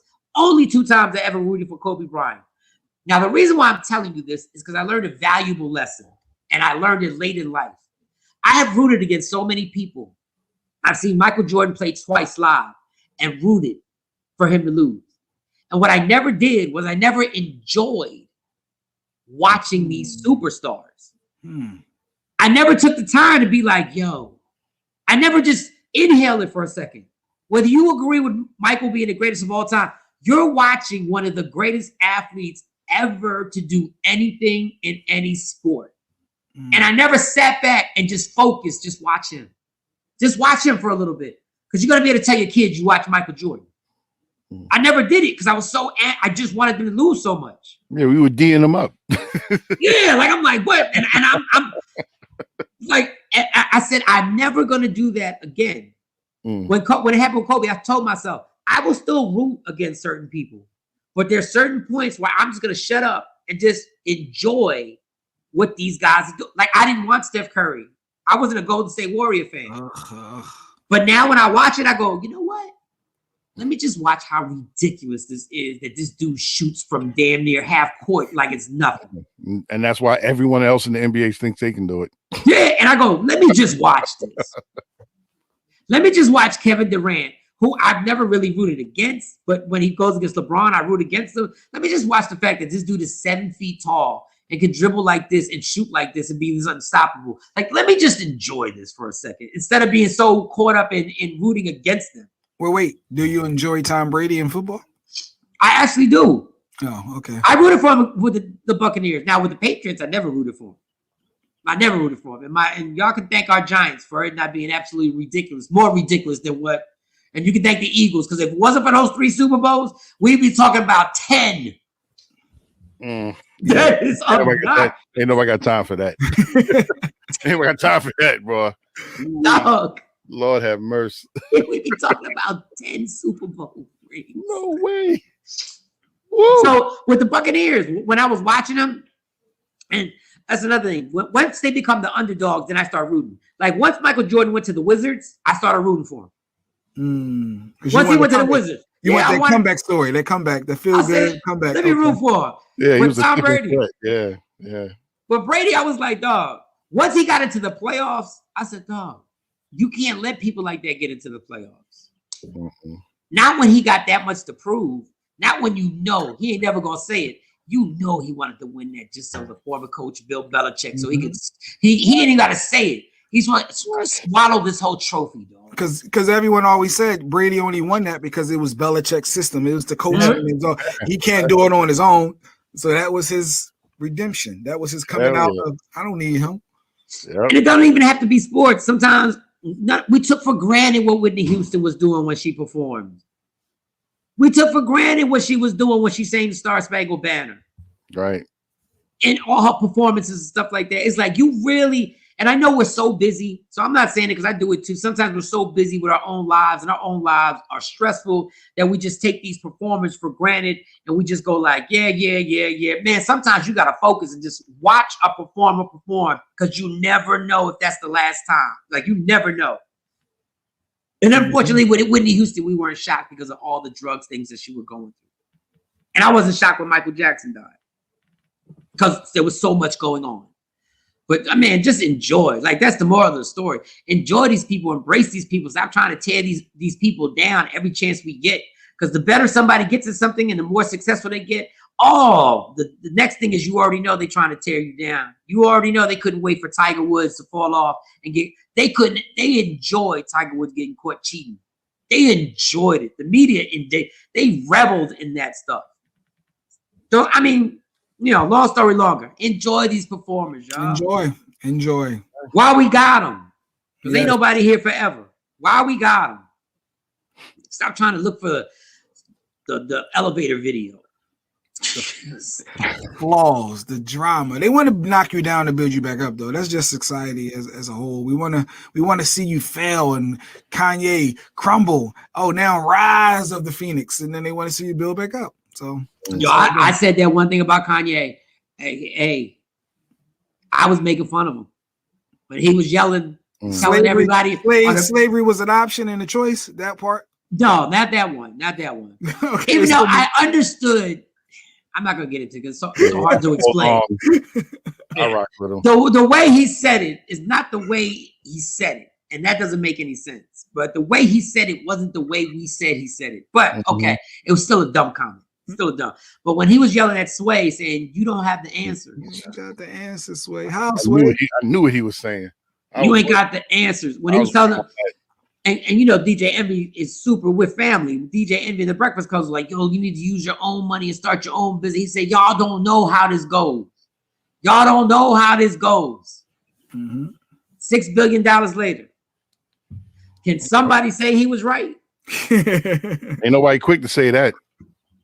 Can somebody say he was right? They act like he ain't got it. And whatever you want to say about Kanye, can somebody please say the man had just given this, like, you know how you in an argument and you really don't want to agree with the person, but you got a point. You got a point. But you don't say like, yo, you are absolutely right. No, you got a point. Richest black man in the world. Is it the world or just America? Is he the richest black man ever in America or the world? Whatever it is, either one of those. That's a good category. That's a good top number one to be. Yeah. Either one. I'll take either one of those. Take either one of those. Take that for 50. I'll take. Yeah. And he ain't stopping. And listen, them Yeezys, the ones that they say you can wear with socks or without socks. I mean, I'm not a fan, but who am I? I don't know. Listen, man, whatever he does, it does. Like, I'm not a fan of him. I probably, maybe, somebody gave him to me, I probably would wear him, but I'm not going out looking for him. But he won. He was right, Kanye. Yeah, you were right, Ye. You was right, Ye. Yep. Goodness gracious, man. Enjoy this, man. That's a lot of money. Money gets me. I have to stop. I think that's the problem. I have to stop thinking about money so much because it just boggles my mind. Can you imagine waking up and realizing you don't have, not that you don't have problems, but you ain't got one financial problem. You ain't got one financial stress in your life. Wow. Not one. So if I need a new mattress, and it's like, well, just go buy it. Go buy two if you want. Like a new mattress. And get the top of the line. I don't want it on sale. Give it to me at retail price. No wholesale. You don't want to go to the warehouse one? Not at all. Nah, man. No finance. Just knowing that your kids, my thing is knowing that your kids are straight. Listen, find your passion. I'll finance it. Just find your passion. That's all I would say. Look, we know we financially good. But I don't want y'all just walking around and just like the rest of your life, all you are is rich. And I just don't want you to be rich. I want y'all to find a passion. Yeah. But here we go with the devil's at. Somebody said that they don't want the drama that comes along with all that money. The stress, the more money, more problems aspect. They'd rather be okay and happy than be that rich and got to wake up, like you said, with everyone at you. It's a consistent battle. That's why the gift is being rich and anonymous. Ain't nothing like these rich dudes out here who are filthy rich driving an electric car. Nobody knows it. Nobody knows. They're driving an electric Prius. Don't nobody know nothing. That's the one with the rabbits be coming out of it. No, that ain't that one. No. The guy who made Curb Your Enthusiasm was the writer for the Seinfeld Larry, show. What was that? What's his name? I forgot his name, and I had Larry. Larry. Yeah, Larry David. Yeah. Filthy rich, driving an electric Prius. Dog. I used to, like, we had this conversation a few years ago. They were like, would you want to be rich and famous or just rich? And the person I was working with, I just give me rich. Nobody need to know. I'll go away. But at that moment, I was like, damn, but I do want to be famous. Nah. Take that. Keep it moving. Yeah, if that was only two options, of course you're going to take rich. Yeah. No, but you can be rich or rich and famous. Oh, both. Ego's a bitch. Yo. Ego is crazy, man. Ego is crazy. Ego is just, and look, man, you want to be transparent? Let's be transparent. Can't nothing make me feel the way a crowd full of room is laughing because I'm making them laugh. Sex ain't better than that. It's like a drug then.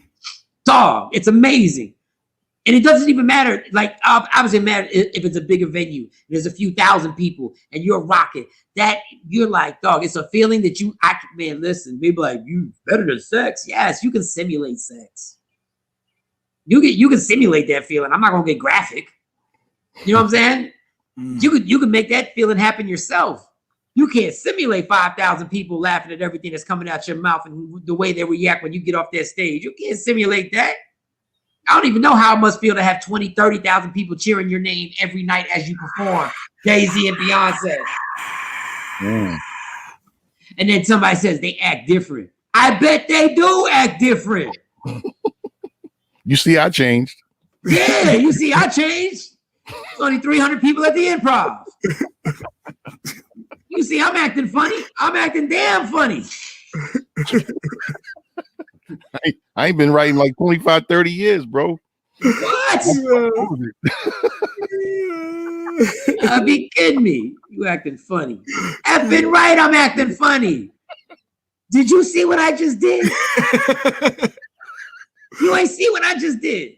All 300 people laughing? You didn't see that? You ain't see. Come on. Do you see them coming over here wanting to take pictures with me? Mike Shawn. You don't see that. I'm acting funny. No, I'm acting like I won tonight. I won. Tonight I won. Victory. Victory is ours. And anybody who's hanging with me, they acting funny too. Hey. We all acting funny tonight. Yeah. Email me. Yeah. Email me. That's my dude right there. Known him forever.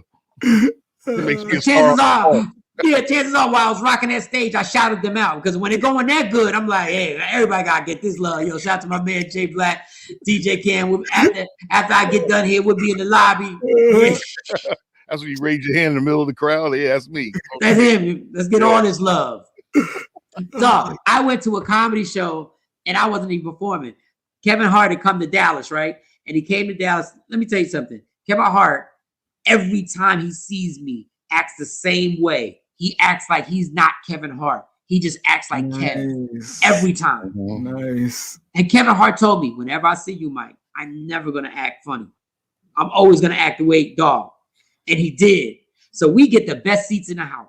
First of all, I wasn't even scheduled. I went to one of his events. He was doing a 5K run. And I was on a radio station. And I told them, they were like, since you know Kevin Hart, why can't you just go to the event and just show up? They was playing you out about that whole little run. I remember that. That was bothering me. If you friends with Kevin Hart like that, y'all friends, right?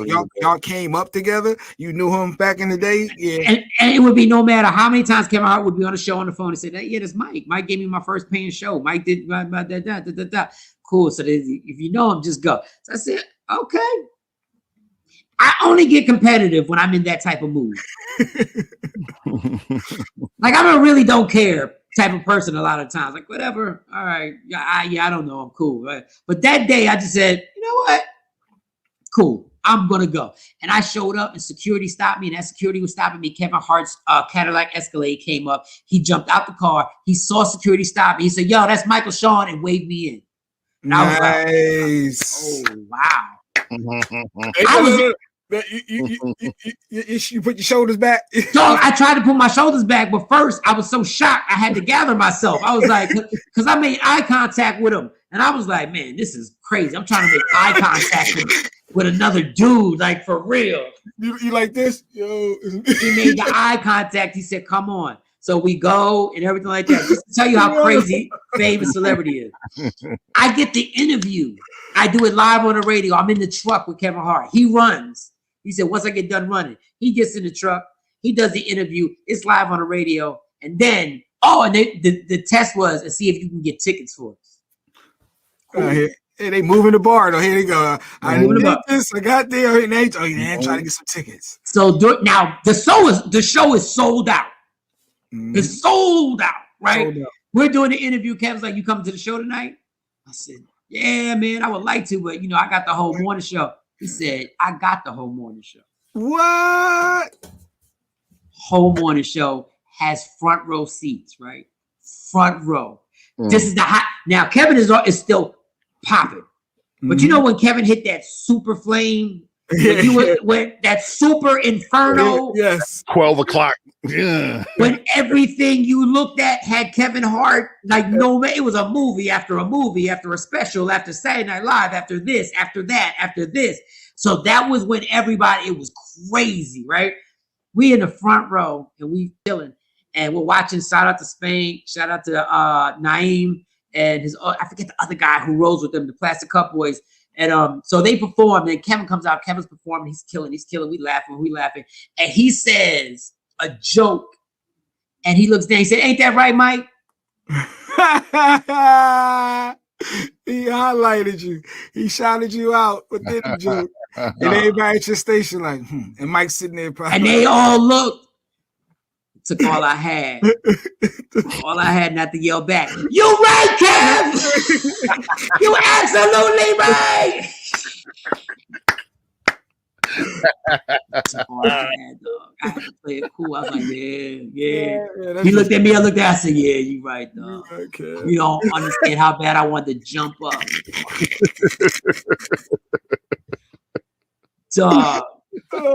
All he said was Mike, but boy, if he would have hit that Mike with Shawn, it was good enough. Mike was good. Mike was good. In the building. You see what it is. If he would have said Mike and Shawn, I would have got up. Yo, you absolutely right, my dude. You absolutely right. The over co-signer, the guy who co-signs. You absolutely right, my dude. What? He right, yo. He right. You moving your hands, gesturing, pointing back.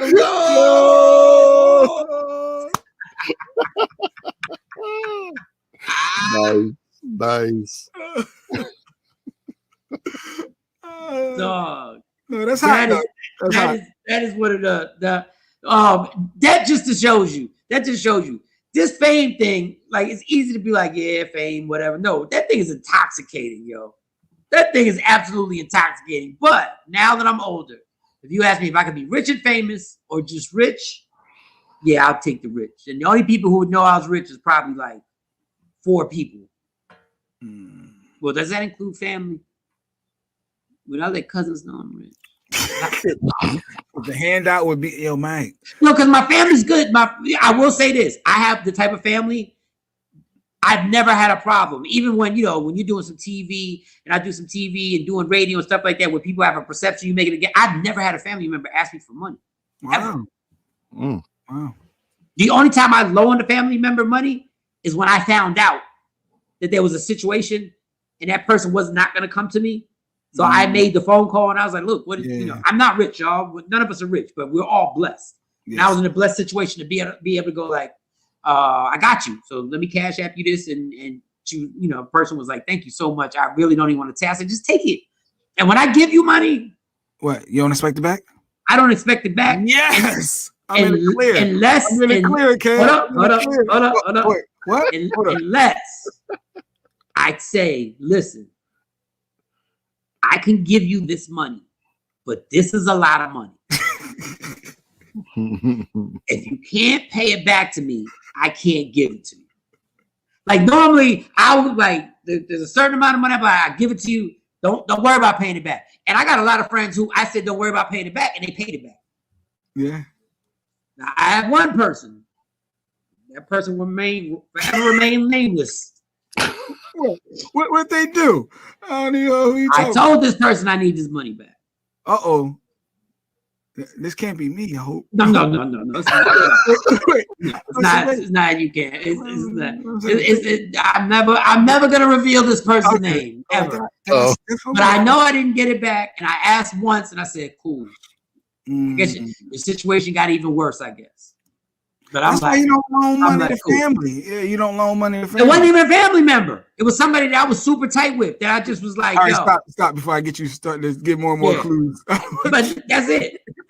It wasn't nobody like it wasn't anybody in the immediate clique. It wasn't Cam. It wasn't Jay. It wasn't Big Rob. It wasn't Ryan Banks. It wasn't Fearless. It wasn't anybody.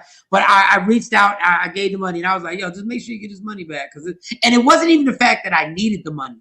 It was the fact that it was a large enough amount of money that you should be responsible enough to know that you're going to have to pay me back. Even if you're going to hit me with the fragment payments, even if you're going to hit me with the, I'll give you $250 and I'll give you $150.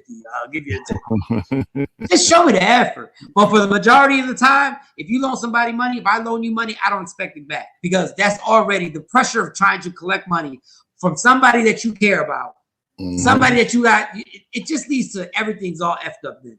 And for the loan you gave me, as soon as I filed my taxes, because I didn't do it yet, I got you. So as soon as how people say when I get my tax return. Yeah, with my taxes. Then you're never getting your money. It's like, dog, you put a loan against your taxes. This is why you're in the situation that you're in right now. You put a loan against your taxes. But every time me and Jay Black loan each other money, it always goes back. Like it just circles, it circulates right back. It goes from this account, then it goes back, and then I'm like, yo, can you lend me so? Yeah, I'll lend you so. Then it goes back, and then like, yo, Mike, hit me with this. They want 10,000 for this down payment. I ain't got it all, Mike. I might like. I might give you a deep breath. When it's in the thousands, I got you.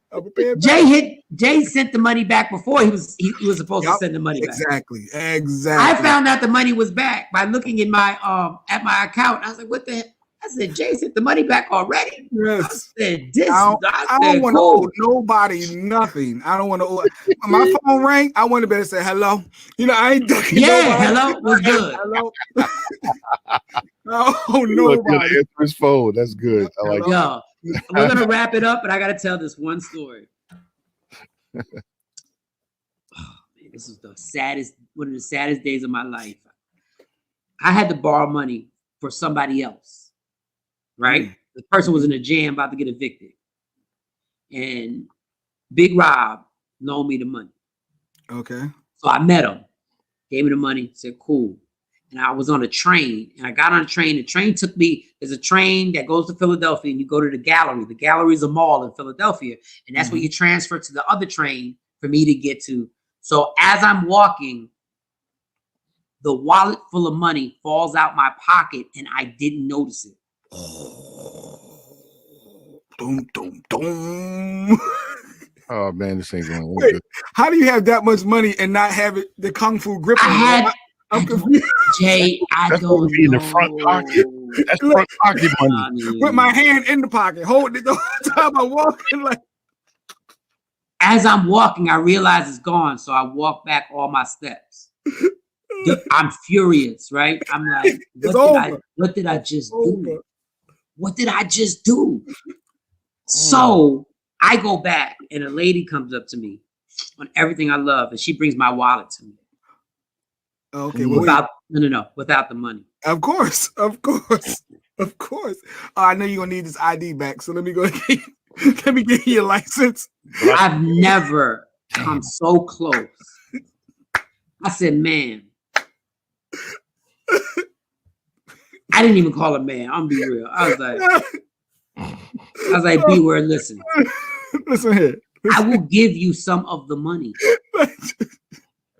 What money? What money? What I didn't find any money. What money you talking about, Slick? You that little $10 in there? And in my mind, when she said, what money? All I found was the wallet. There were people around. I was so close to grabbing her close to me. I was like, listen, I'm really gonna. But there was a group full of old men that were at the lunch table. And they was talking slick. Shouldn't be wearing those baggy clothes. Shouldn't you losing wallets wearing them baggy clothes? They weren't sagging like that. Dude, so now I wasn't gonna loan the person the money because I couldn't afford it. Now I had to loan the person the money out my money, right? Now I gotta rely on this person to pay me back, to pay Rob back. Like, you already know I ain't get the money back. Yeah, no, it's this over. whole transaction. This person doesn't give me the money back, so now I owe Rob this money. And that's our friend. So you don't understand your friend. But you know he ain't gonna understand it. So I gotta eat that. No. You put your. So in essence, think about this. In essence, I had to give the money and loan the money to that person, and then pay back the money to Rob. And I never got the money back from the person, so I paid double. Paid double. Yeah. So I had to pay Rob back in segments. I had to be the fragment paybacker. For me, the moral is you can't be nice. You just can't be nice. Just say no. I ain't got it. Sorry, bro. Nah, I can't do it. And then what was so great, I was so happy, and this is going to sound very weird. So Rob, if you're listening, please don't take this the wrong way. The great thing about it is that Rob called me one day and he needed me to lend him some money for something. I gladly took that money. I said, here. Gotcha. I said, don't you even worry about paying me back. We're good. Nice. I felt so bad for being so irresponsible. And it was because I was drinking. So my brain was all scatterbrained and everything like that, trying to do too much and got liquor all in my system. I said, Rob, don't you ever worry about paying me. Don't worry about it. And I finally, even though I think he lent me more money than I lent him. I'm almost positive he did. Just say no to everybody, damn it. You're right, Cam. No. Just say no. Just say no. Don't nobody call me for nothing. I ain't got it. Oh, God. All right, man. I guess we'll take a break. Are we taking a break or is it a wrap? What are we doing? I don't even know. I think we're wrapping up. Looking at the time. But tomorrow's show. We got a guest coming on tomorrow. What we got tomorrow? It's Friday, so we're going to have a little sports talk, a little fun. Yeah. We got former Philadelphia Eagle, Freddie Mitchell. Actually, my former boss. I was his personal assistant for several years. But Freddie Mitchell's coming on the show. So all of you Cowboy fans in the Dallas-Fort Worth area, let's have some fun. Let's trash talk. But tomorrow's show should be fun. Freddie Mitchell, Mr. 4th and 26, wide receiver for the Philadelphia Eagles. I was never an Eagle fan. But I did root for y'all against the Patriots. Jay Black's such a hater. He didn't even root for the Giants when we beat the Patriots. He was still trying to hate. I just did it for all the other heartbreak Eagle fans. I ain't do it for Jay. I was just like, I wanted Tom Brady to lose. So we got Freddie Mitchell on there tomorrow. And we do. Look at that. Super Bowl champs. Look at that. Look at that plaque. Look at that. You see it. You see what it is. That thing away. It will never, a team, I don't care how much I support my team, you will never get me to buy anything that supports your championship. I have never bought anything from the Giants. You are not getting any money from me, y'all. Y'all a $1 billion business. What I'm not going, and God bless you, because Jay's a true Eagle fan. The only thing I bought was a jersey. I had a Victor Cruz jersy. That's it. I got the ring too. I got the Super Bowl 52 championship. ESPN got you. I see them commercials after every Super Bowl. Take part in the victory. Get the Tampa Bay Buccaneer plaque, the Tampa Bay Buccaneer DVD, and also get the actual Super Bowl ring. He act like he really got the Super Bowl.